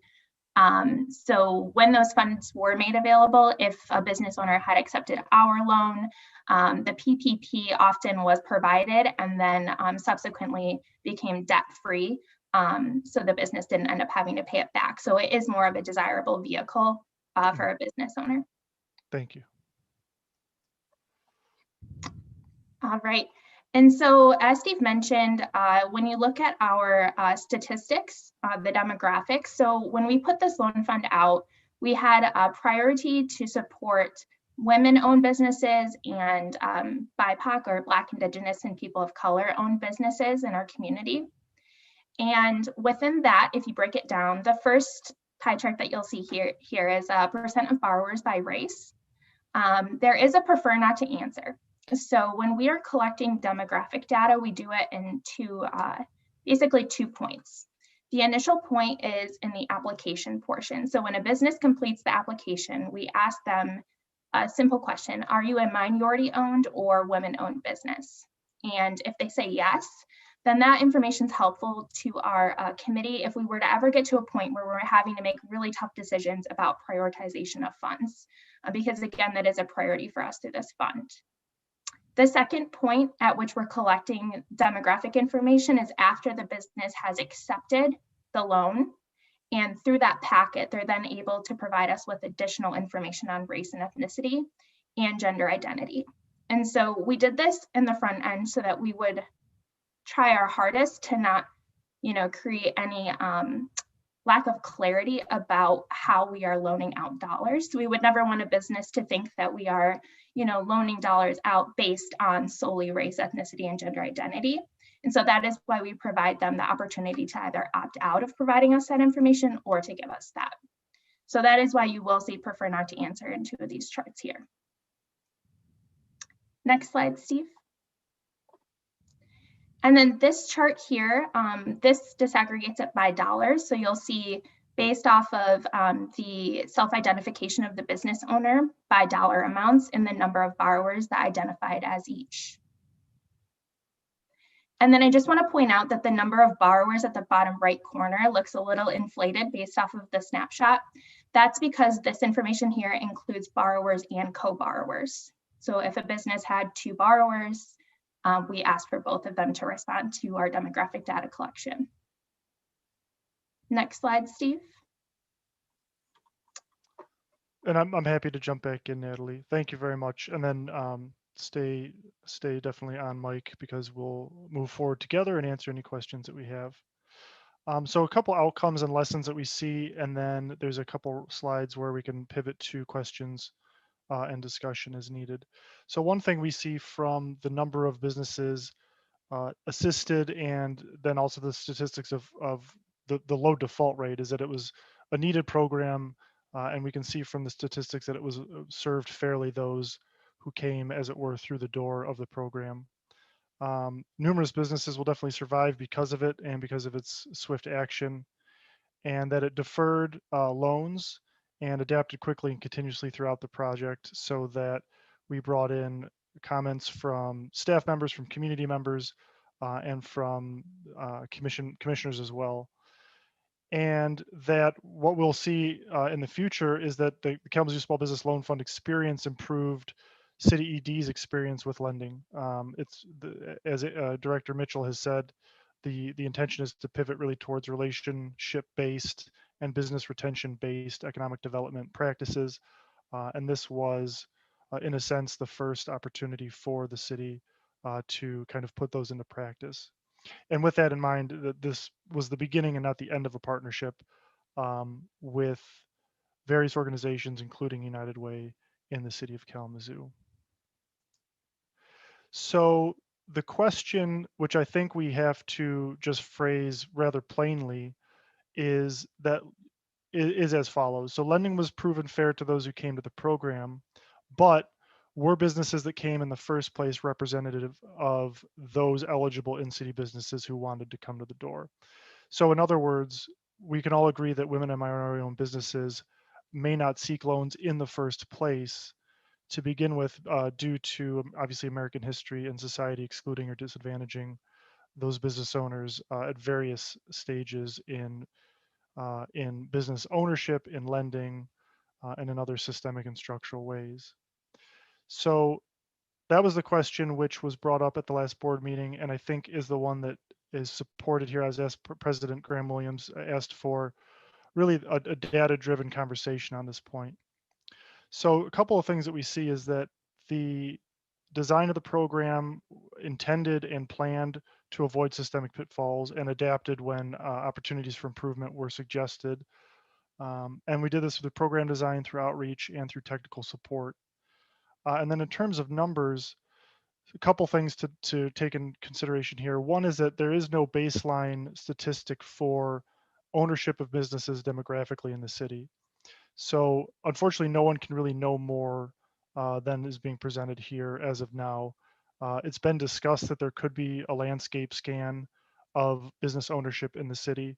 And certainly I think this board and city staff would support that, however it could be done. I know that it's on the radar for the community investment staff for Antonio Mitchell, and can be done with some of the new partners that we've developed, including Black Wall Street and their partner AMP. One thing to look at as well, I think the concern is going to tend to be, are white business owners overrepresented in the lending? And the Kalamazoo census shows that 68% of the population is white, which is actually the lending percentage as well in this program. So that I don't think would show that there's an overrepresentation of white ownership in the lending. Federal data is not recent, but it's really the only thing that we have available, which is the Minority Business Development Administration, shows that 4% of Black businesses in Michigan, of businesses in Michigan are Black owned. Now those numbers have trended. There's been more growth in minority business ownership than in general business ownership. So we would expect that number to be larger by now, with the 7.2% represented in the lending through this program, in addition to at least a significant percentage of the prefer not to answer. We would think that that also really maps accurately onto business ownership in the city. There are significant remaining funds, as Natalie mentioned, which are available for borrowing, and the program is now almost a year old.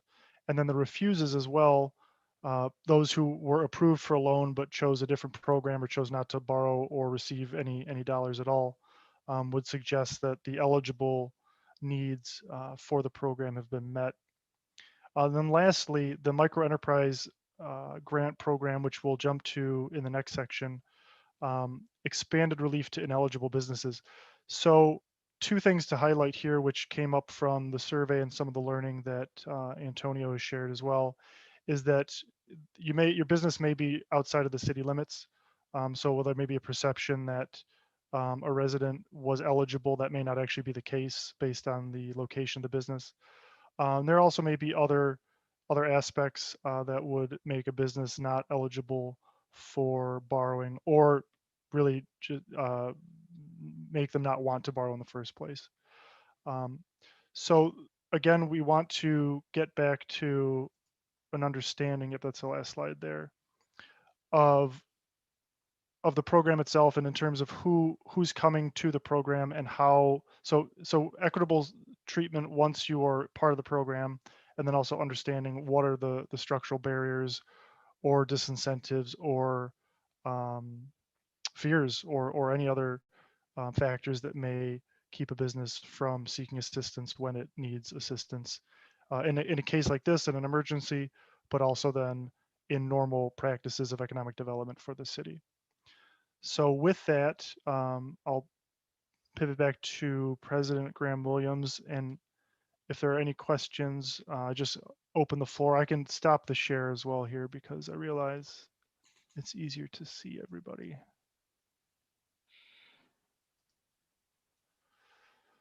Does anybody have any questions?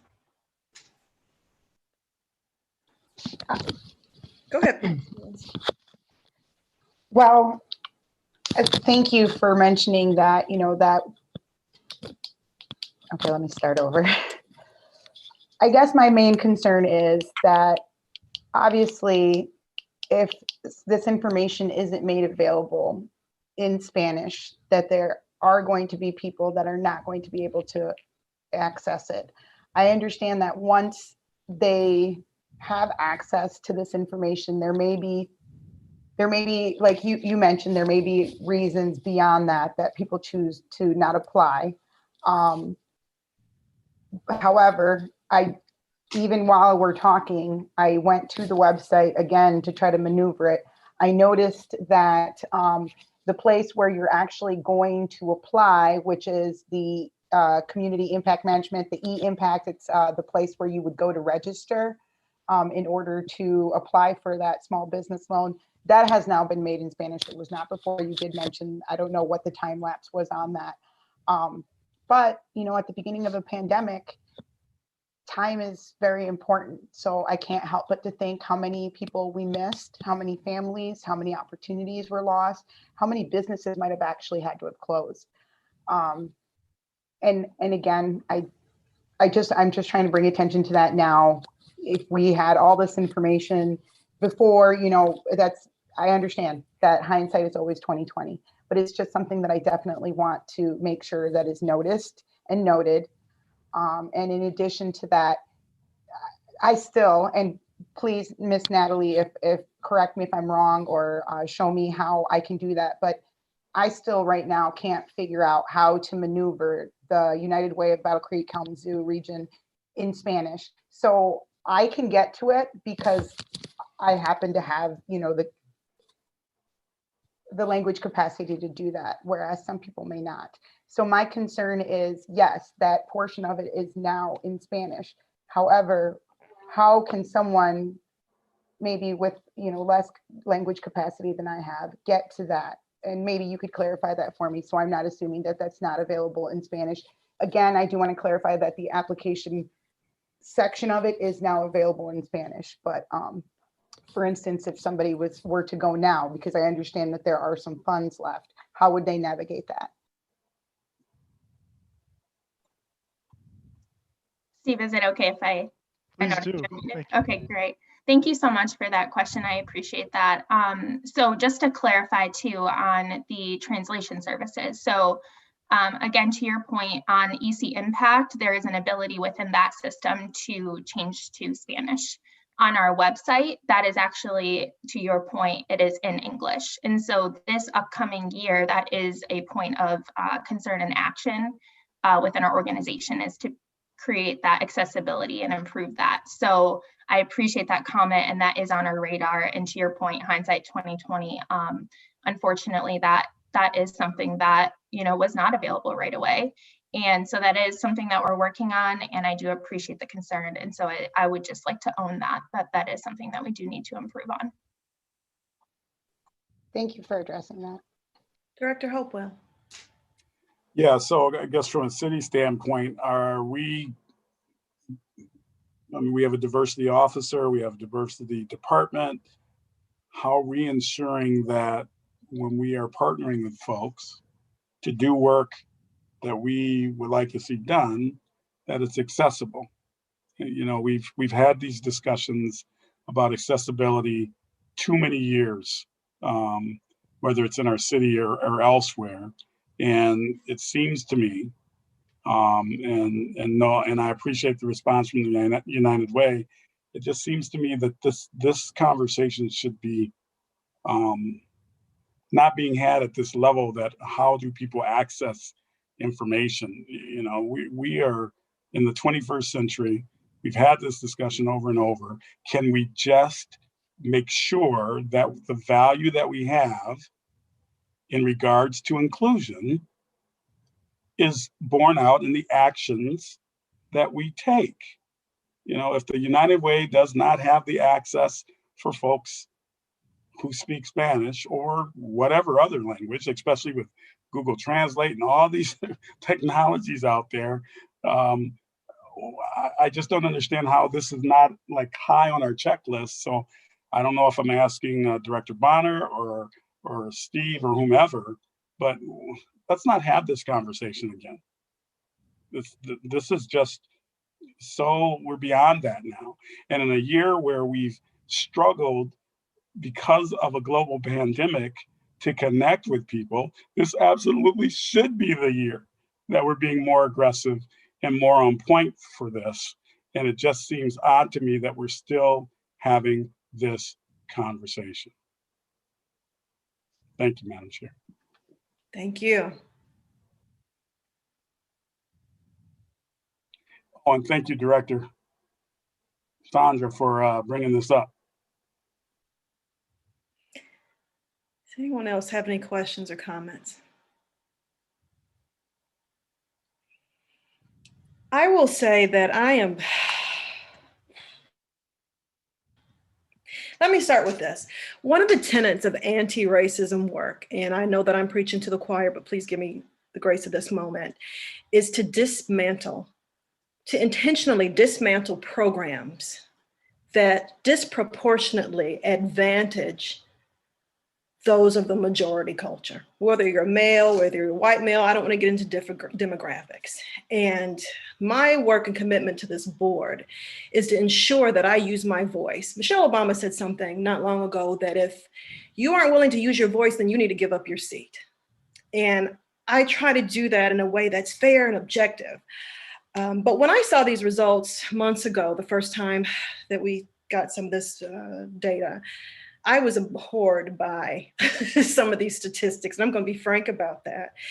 To see that only 7.5% of Black individuals receive these funds. I know anecdotally people know I'm on this board, who said, I applied for that and I got turned down and I still don't understand why. And I said, well, it's new and it's a pilot and I'm here and I'm going to use my voice and I'm going to speak on it. And so I'm disappointed that our agenda was so heavy that Mr. Sargent left or had to leave. And I understand that because we all work.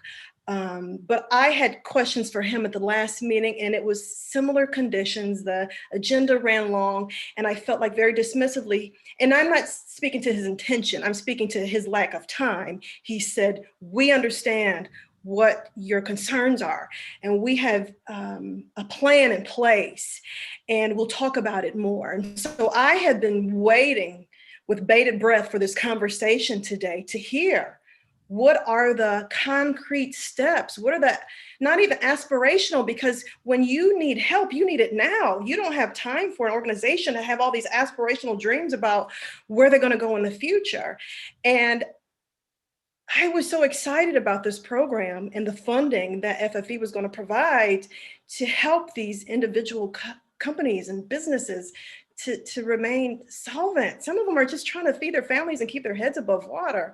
And here again today, it's still the same comments about, well, there was connection.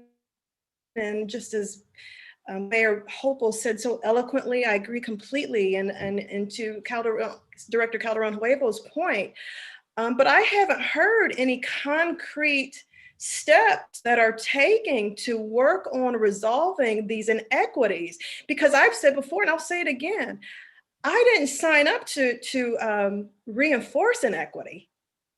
And I feel like, is that what's happening? And I don't know if that's what's happening, but I have a lot of red flags. And I just feel like we're better than this. Well, we reach out to Black Wall Street and we're marketing and those things are great, but 7.5% of Black businesses, and what was it, 3%? I don't know I'm going to paraphrase and speak probably incorrectly because I don't remember them. Those percentages, it's a disgrace.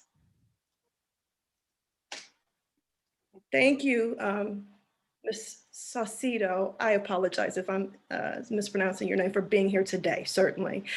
But I'm just looking for some answers and for a plan. Everything we do with these types of dollars is supposed to have a plan. And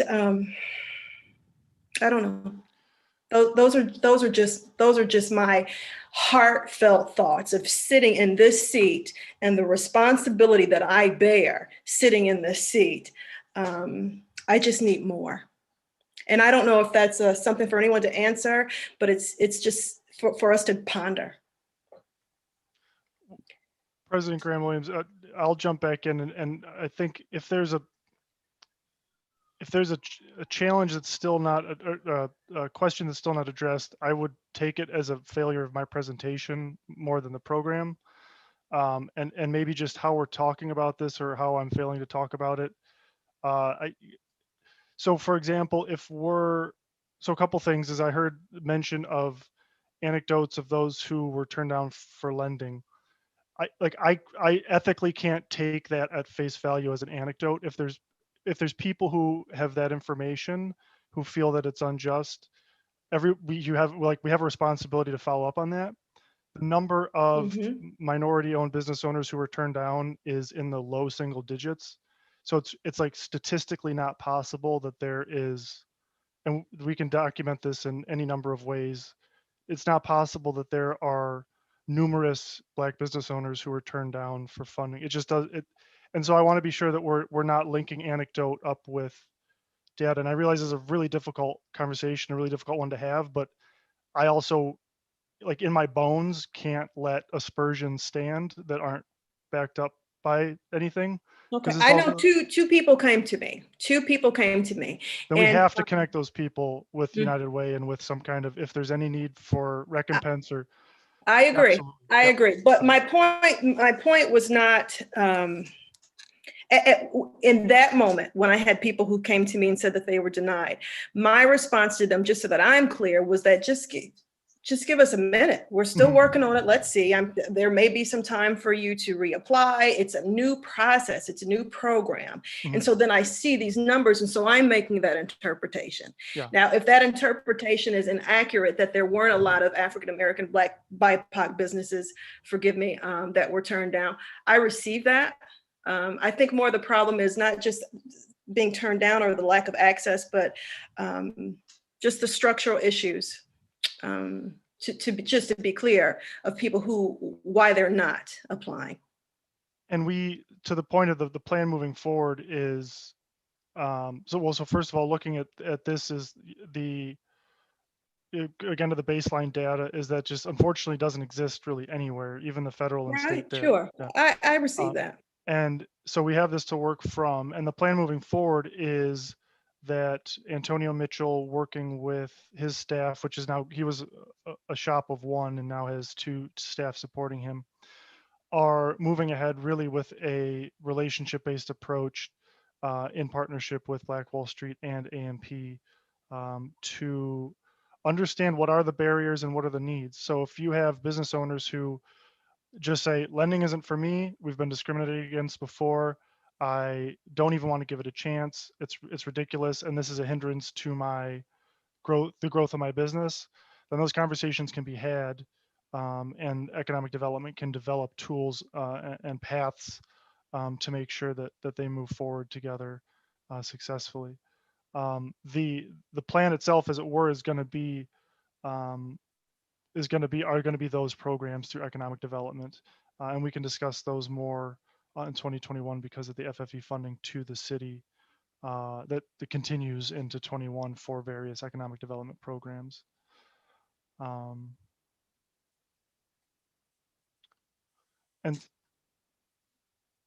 I realize that may not be at all a satisfying response, and I just want to make sure that we have clear plans and goals, and that they're measurable, and that we have the data. You and I have talked about this offline.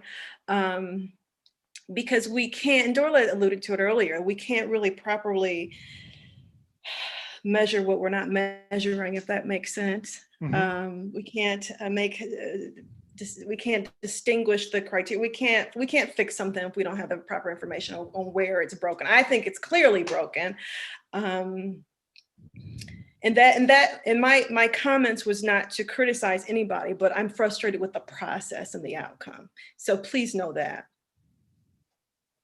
But in the interest of time and respecting everyone's, I'll move on.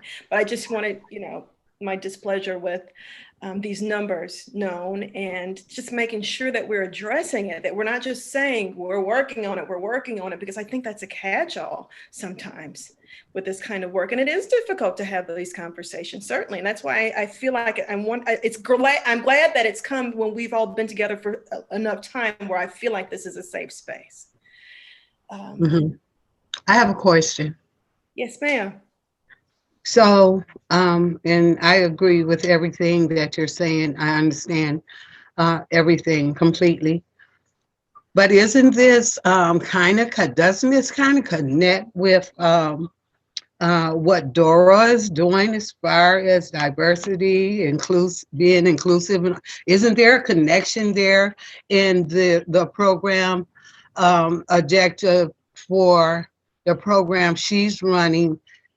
This would fit into the category of being excluded.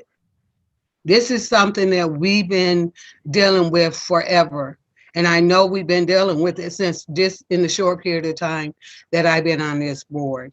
Isn't there some kind of way that instead of waiting on, I don't know who we're waiting on to fix it, because to me it's something that should have been fixed.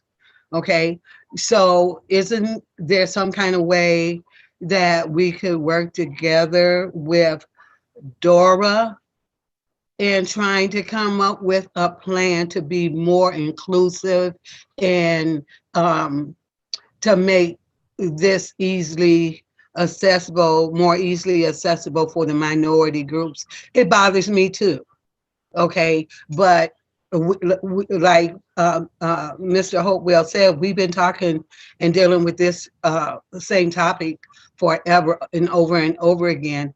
And if we don't put some kind of plan of action in place, we're going to be talking about it again next year. That's all I have to say. Thank you. Steve, do you Thank you want for listening. Dorla, unfortunately, thank you, Director Taylor. Dorla, unfortunately, looks like she's left the meeting. Well, I mean, as far as just ideals. Yeah, I mean, I agree with you.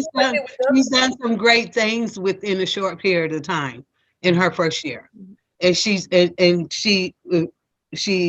made movement. Okay, I'm not asking that she does it, but she could be a good resource as far as us coming up with an action plan to get some movement in this regard.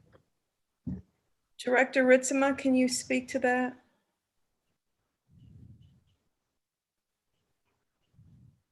I think he just stepped away. His camera just went off. If I could just add something, and Director hopefully, Taylor.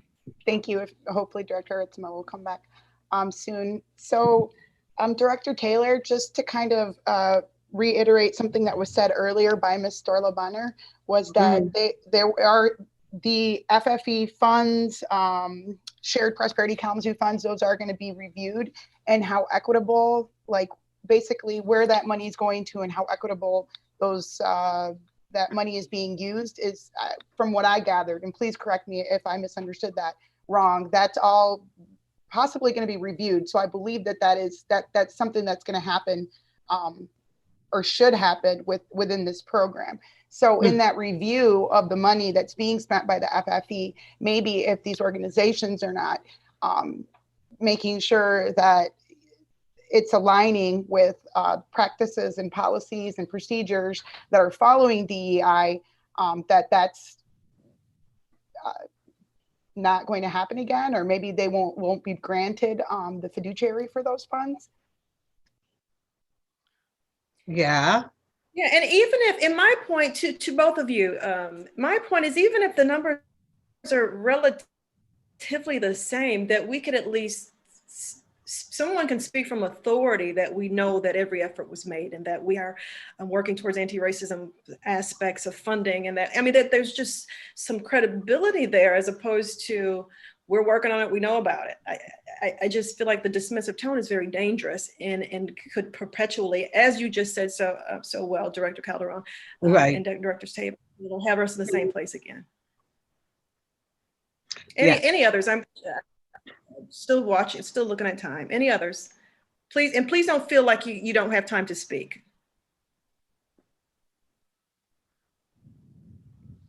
Okay, hearing none. Steve.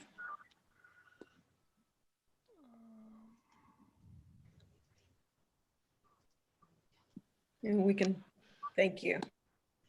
Are we back on a share? Okay, thank you. So the And I see Natalie is still with us. We're moving on to the micro enterprise grant here, excuse me, which was 100 micro businesses were granted from 116 that applied. 16 of those were ineligible. This was $300,000 of FFE dollars from the loan fund that were brought out to leverage against consumers' energy once we saw that there was an opportunity for a different kind of resource and support, a need for that during COVID, and also once we saw that the lending wasn't going to fully exhaust those $2 million in the loan fund. 16 neighborhoods were represented in the lending, and then we have again 55% approval for women and minority-owned businesses. This has demographic data as well associated with it, and you can see that represented here. So again, these were the $5,000 grants to businesses, and so as a grant, it's non-recoverable, no strings attached, as it were, for the grants themselves.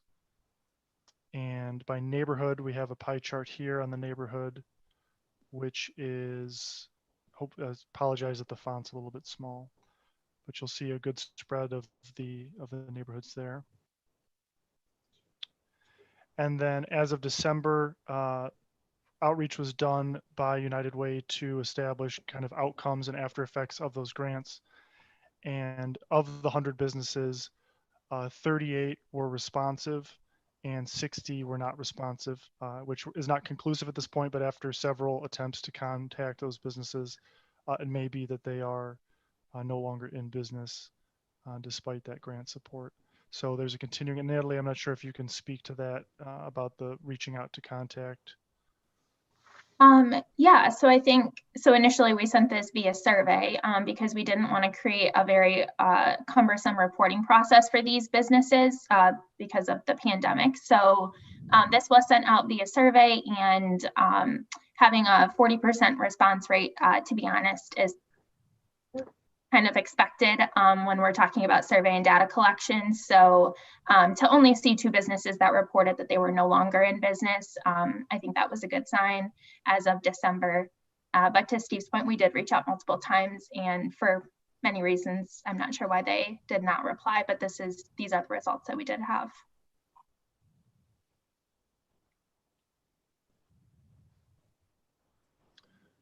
And so that's the last piece for the micro enterprise grant. Just a brief follow up on that. If anyone has any questions on that program.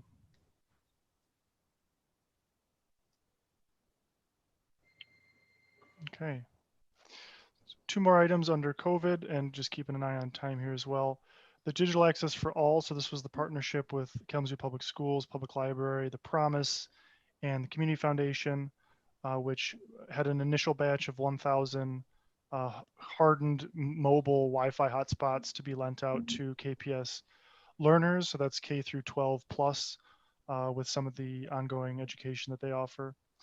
And this was to really bridge the physical connection part of the digital divide, especially during COVID. This links up with the 13,000 laptops that KPS has and was able to lend to all of their learners. So learners really had much of what they needed, certainly to at least connect during distance learning.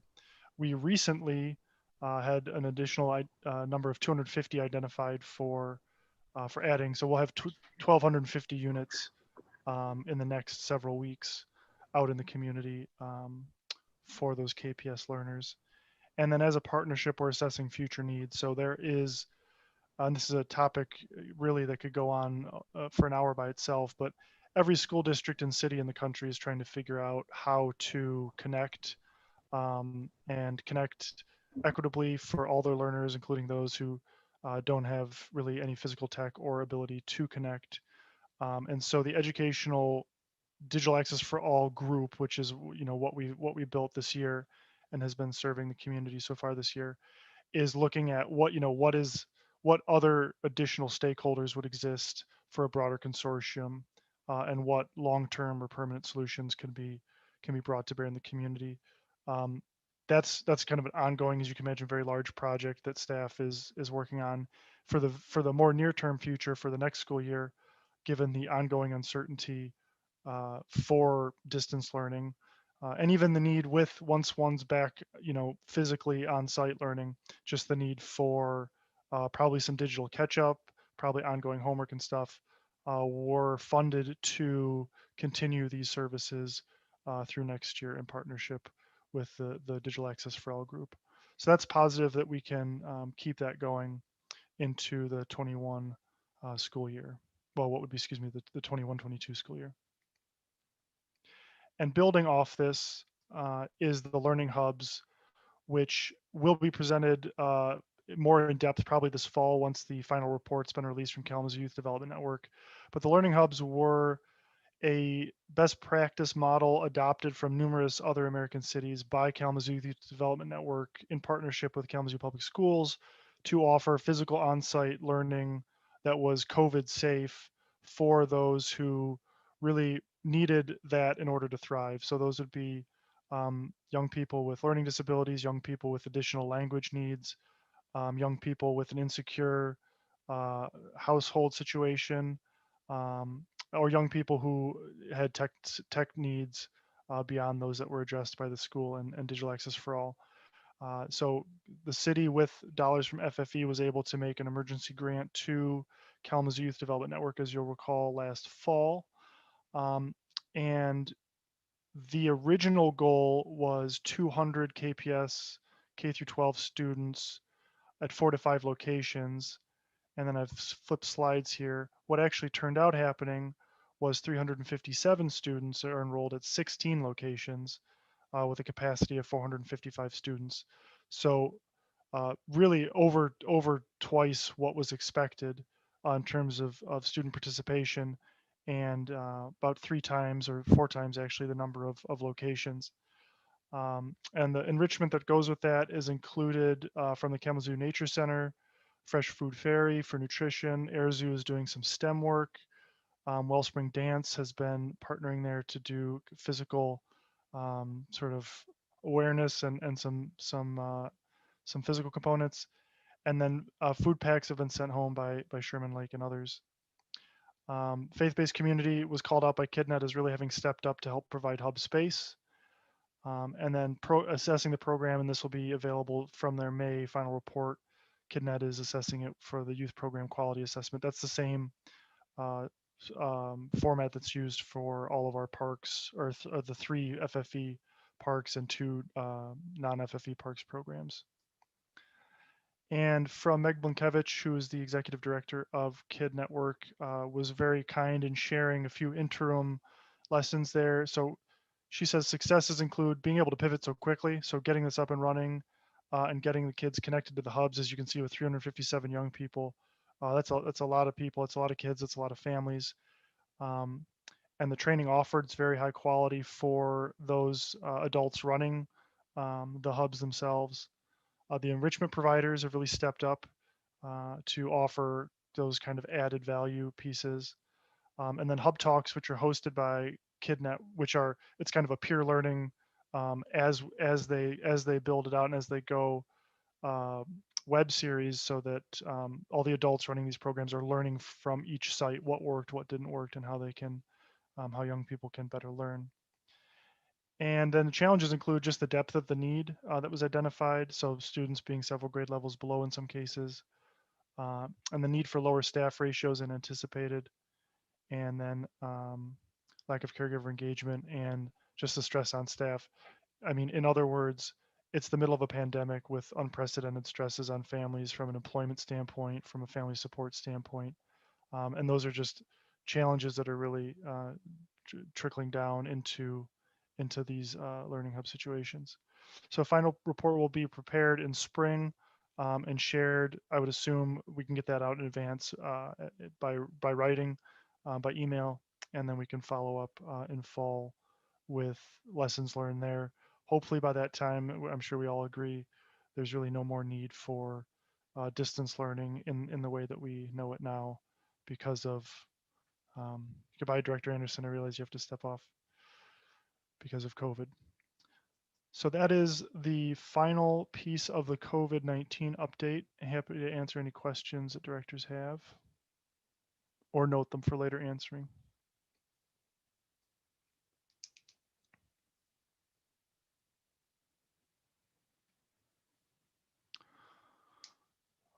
Okay. Well, President Graham-Williams, we have one more piece, and it's a 20-minute component, which I can introduce briefly. I realize that not all board members are able and have not been able to attend this far. Just, I guess, a quick survey. It's 4:06 now. Are those present by show of hands? Are those present by show of hands able to stay on for another, say, 15 minutes? I see a thumbs up. I see hands raised. Okay. So with that, I will introduce Lindsay Marcinak and Eleanor Cook from an organization, a company called CCS, that has been engaged to help with communication storytelling for the FFE. The slide that's up on the screen right now is just a really brief overview of, what the city and the FFE have done together to build awareness and tell the story of the work that's done to date. But this is, communication is a mountain that we're always climbing. And so Lindsay and Eleanor are here today to really help us take a next step with ambassadorship and to help us learn as storytellers from all your experiences and your needs and your insights as board members, and then also to kind of prepare some materials that can help you as board members be, the ambassadors and advocates for the FFE. So with that, I'll turn it over to Eleanor and Lindsay. And again, just let me know when I should advance the slides, and I'll be here for you if you need anything. Thanks so much, Steve.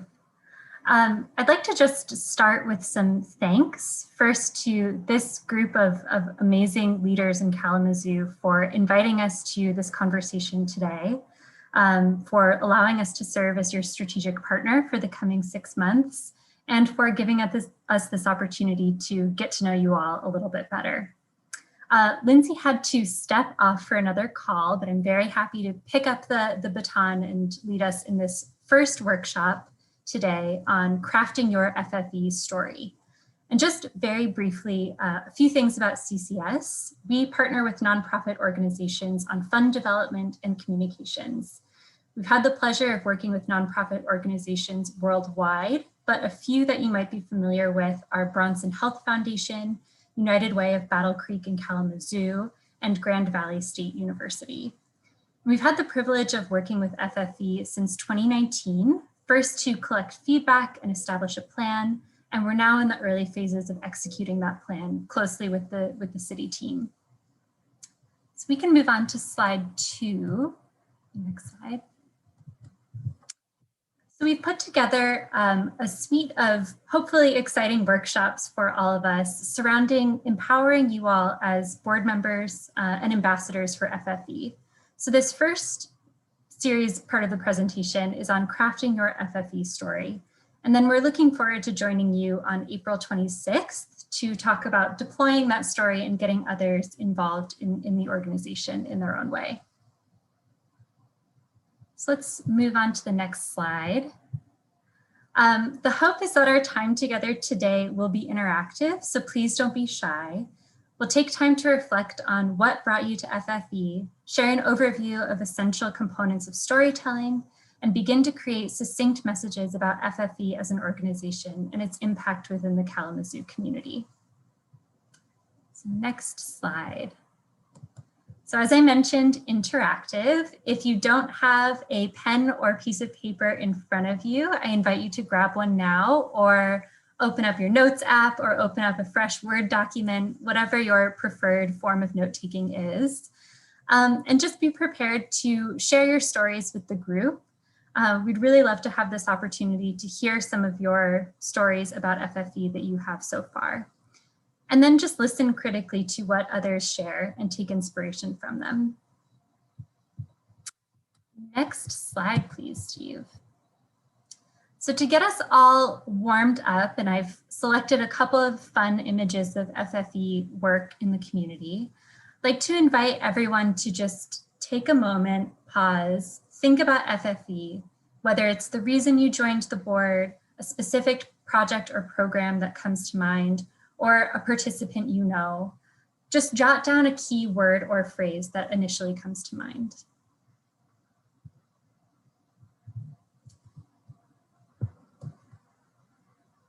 And we can move on to the next slide. I won't ask everyone to share because we're short on time, but just have it in front of you.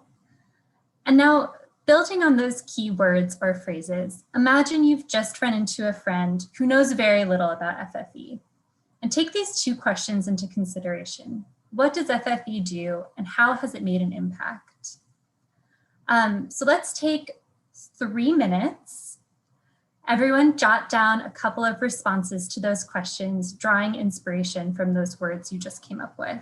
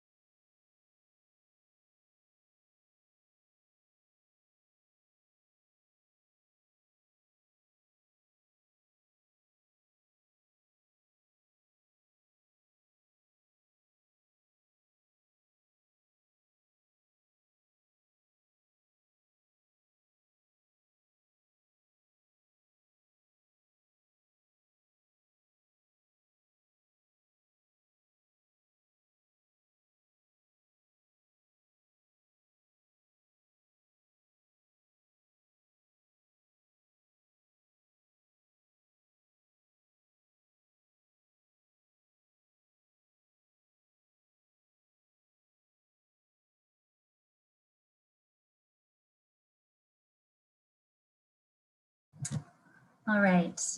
I see some folks are still writing, but others it looks like might be done. So could I get a volunteer to share some of the things that they wrote down?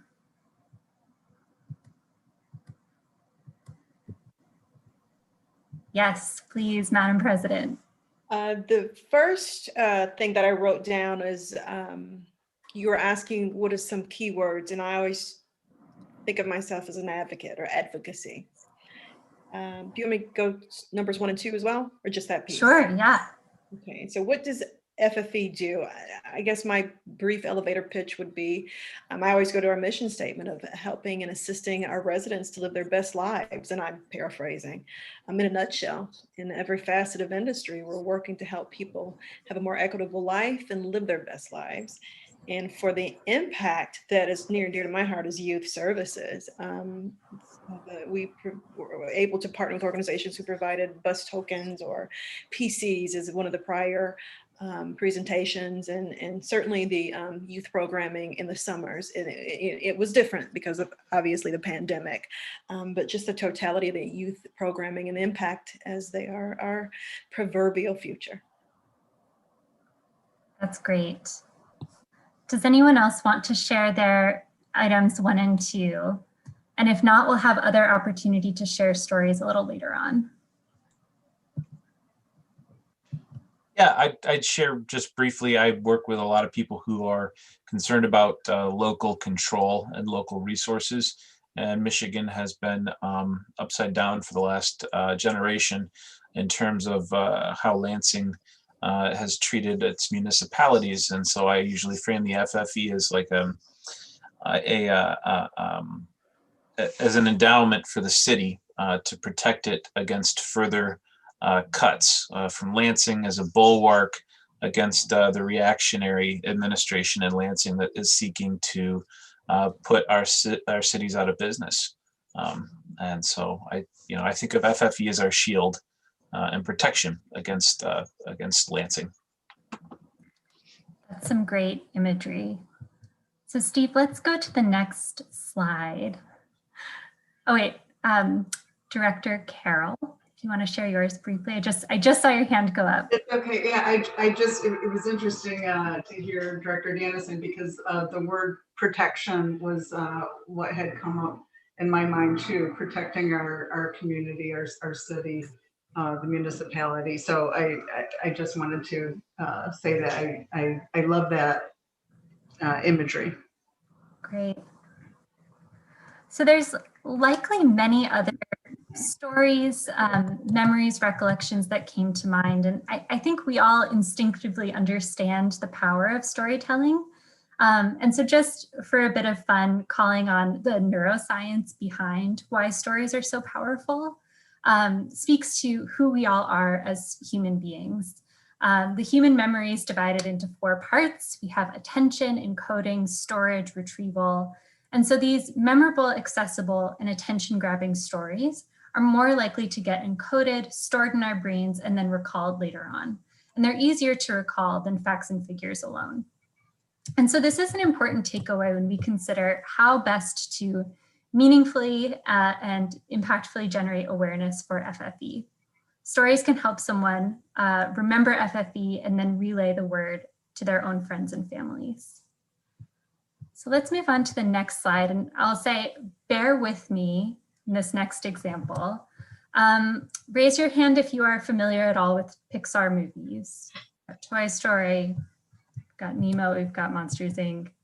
Okay, I assume that everyone is familiar with these stories. So the reason we bring this up is because they have a foolproof structure, DNA for their storytelling. So foolproof, in fact, that the 23 feature films that Pixar has created have generated $14 billion in revenue since the 90s. So pretty impressive stuff. And so Emma Coates, who is a former storyteller artist at the studio, cracked the Pixar code and created this foolproof template of telling a story. So this is the core structure, these 6 sequential sentences that we see, that's core to every single Pixar movie and why they're so compelling and successful. So let's move on to the next slide. An example of this from the very popular Finding Nemo. This story tells us why. It focuses on one person or fish, in this case, in a fixed place and time. It uses detail to make it real. It tells the truth even when it's hard. It demonstrates transformation even if the goal is not met, and it creates emotion. So let's move on to the next slide. So this structure could pretty easily be applied to FFE as an organization. FFE strives for a better and more equitable future. Talking about that mission here. Going back to what the previous situation might have been, what led us to create a change, what that vision is doing, and now as a result, how can we all lend a hand to make that vision a reality? But even better, if we go to the next slide, if we call out a specific beneficiary, one individual person who has benefited from FFE funds from City of Kalamazoo vision, it becomes a heck of a lot more compelling to zoom in on one person and how the FFE has changed that person's life.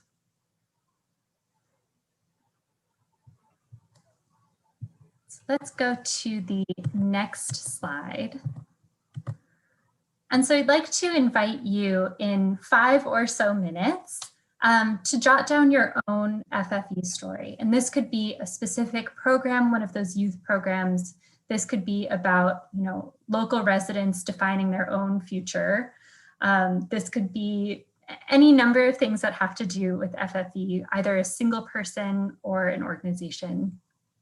So take a couple minutes, jot some ideas down, follow this structure however you would like to, and then we may have time to hear a couple examples before we wrap up.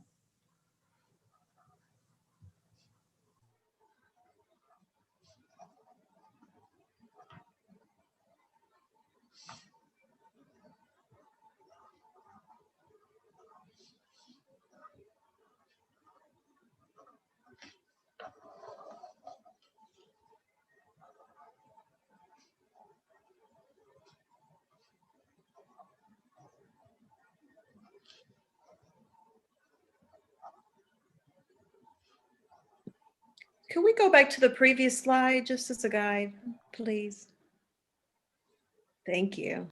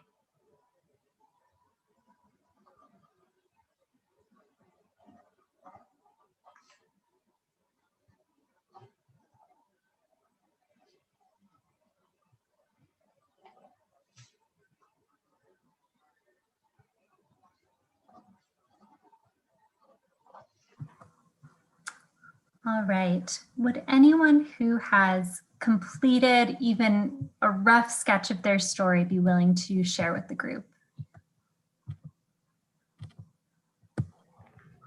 I can go. Great.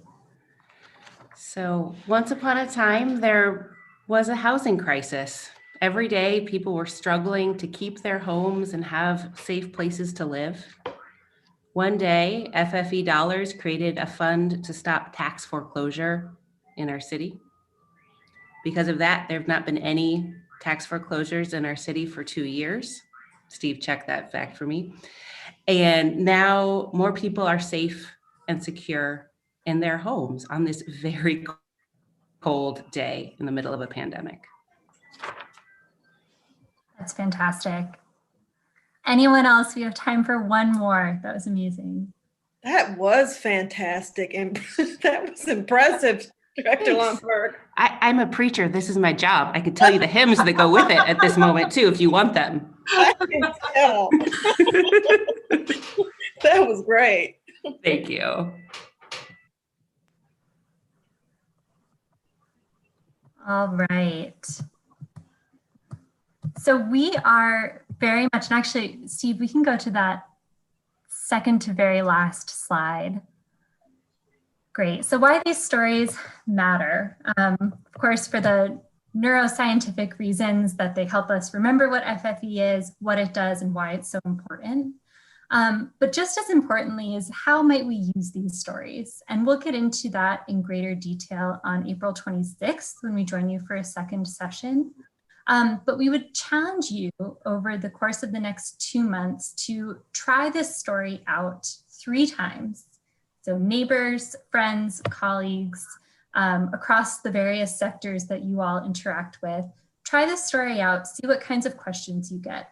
And if people are expressing interest, if they say, wow, this is so fantastic, I had no idea, where can I learn more? A couple of great resources are, of course, the FFE website.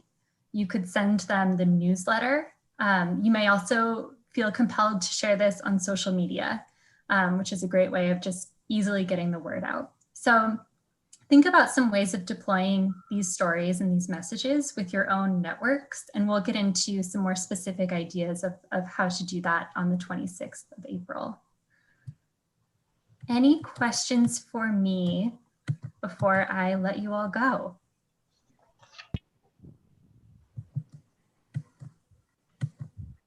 Eleanor, you are a master presenter as well as storyteller, obviously, because you compressed that into a short period of time and kept everyone's interest. So I think that's awesome. And Reverend Lundberg, we could probably actually use your story right out of the box already. So, and your facts were correct, as a matter of fact. Owner-occupied residential tax foreclosures have been 0 for the past 2 years. So awesome. Thank you all. Excellent presentation. It was fun, and I love the Pixar diagram or the formula that you use. I hadn't realized that all these years I've been seeing these movies with my girls that they have the same formula. Thank you for being here today, and thank you for your presentation. Thank you for being so patient with our long emotional meeting.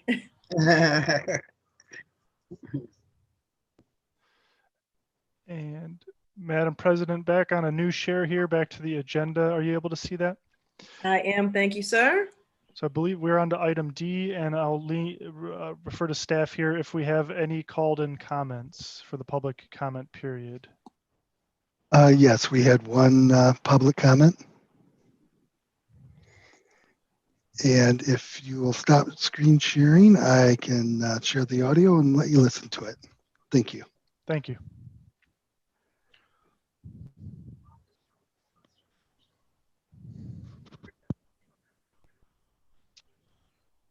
My name is Richard Stewart, and I am a resident of the city of Kalamazoo. I'm calling to ask for the FFE to require Dorla Bonner to include disability equal to race and gender in her diversity, equity, and inclusion department. Her agendas are currently limited exclusively to race and gender. A diversity, equity, and inclusion program that excludes disability is neither diverse nor inclusive.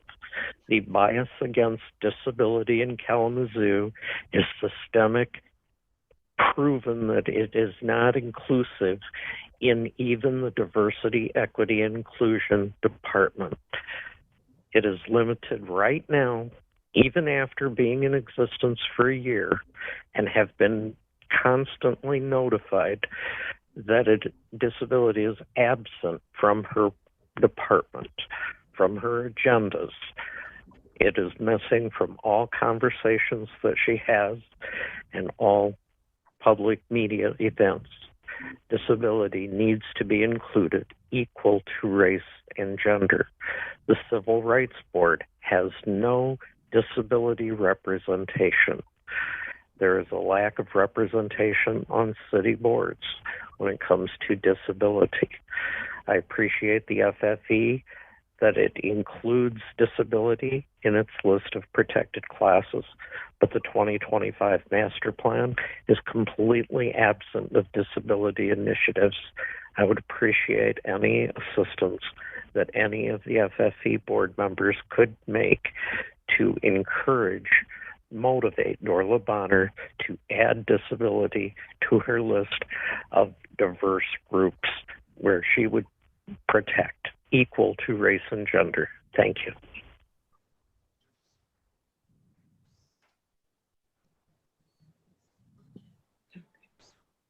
That concludes the public comment. Thank you. Looks like we are at the point of our agenda for board member comments. Yes, please, Director Dannison. I just want to let folks know that coming up here early this spring, I'm going to be relocating myself and my family to the distant ancestral homelands of southern Kent County. So I will be moving outside of the city of Kalamazoo and thus resigning my position as your city person. I don't remember the title of the thing. I understand that the process of procuring a replacement for me is a little bit involved. And so Steve will get you all up to speed on that. It's been one of my professional honors of my entire life to have been part of the inaugural board of the Foundation for Excellence. I believe that this continues as long as it continues to view itself as an endowment, impervious to shenanigans and watchful for funny business. I think that you will have a tool that will continue to serve the city of Kalamazoo in a very unique and nonpartisan fashion. So again, it's been my honor to serve with all of you and on the executive committee, and I wish you all the best. I'll write a more formal announcement of my imminent departure at some point soon. But thank you. Oh, thank you, Director Dannison. I congratulate you, and I hope that you're moving under good circumstances and that you wish you and your family well. But what a void that'll leave here with our board. I've appreciated just your intentionality and your just the character that you bring and your integrity. And I'm so shocked to hear that. I'm at a loss for words. But please do stay in touch, and thank you for everything you've done with and for us in your time with the FFE. My goodness. Thank you.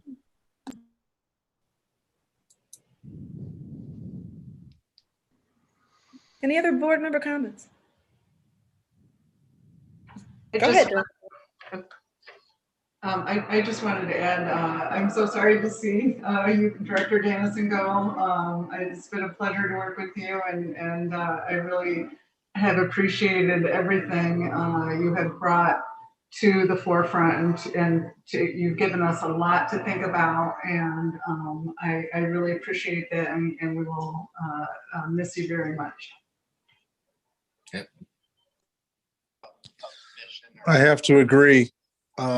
It's going to be sad not to be sitting with you, as you have always given us great insight and always had the community in mind with every comment you made. So I do appreciate that and wish you the best for you and your family. Yeah, absolutely. Yeah, because we sit on couple committees together, so I feel like I see you a lot more than others, and it's just going to be important. I'm reacting to the news, but I know I've already said this, but yeah, absolutely wish you certainly the best.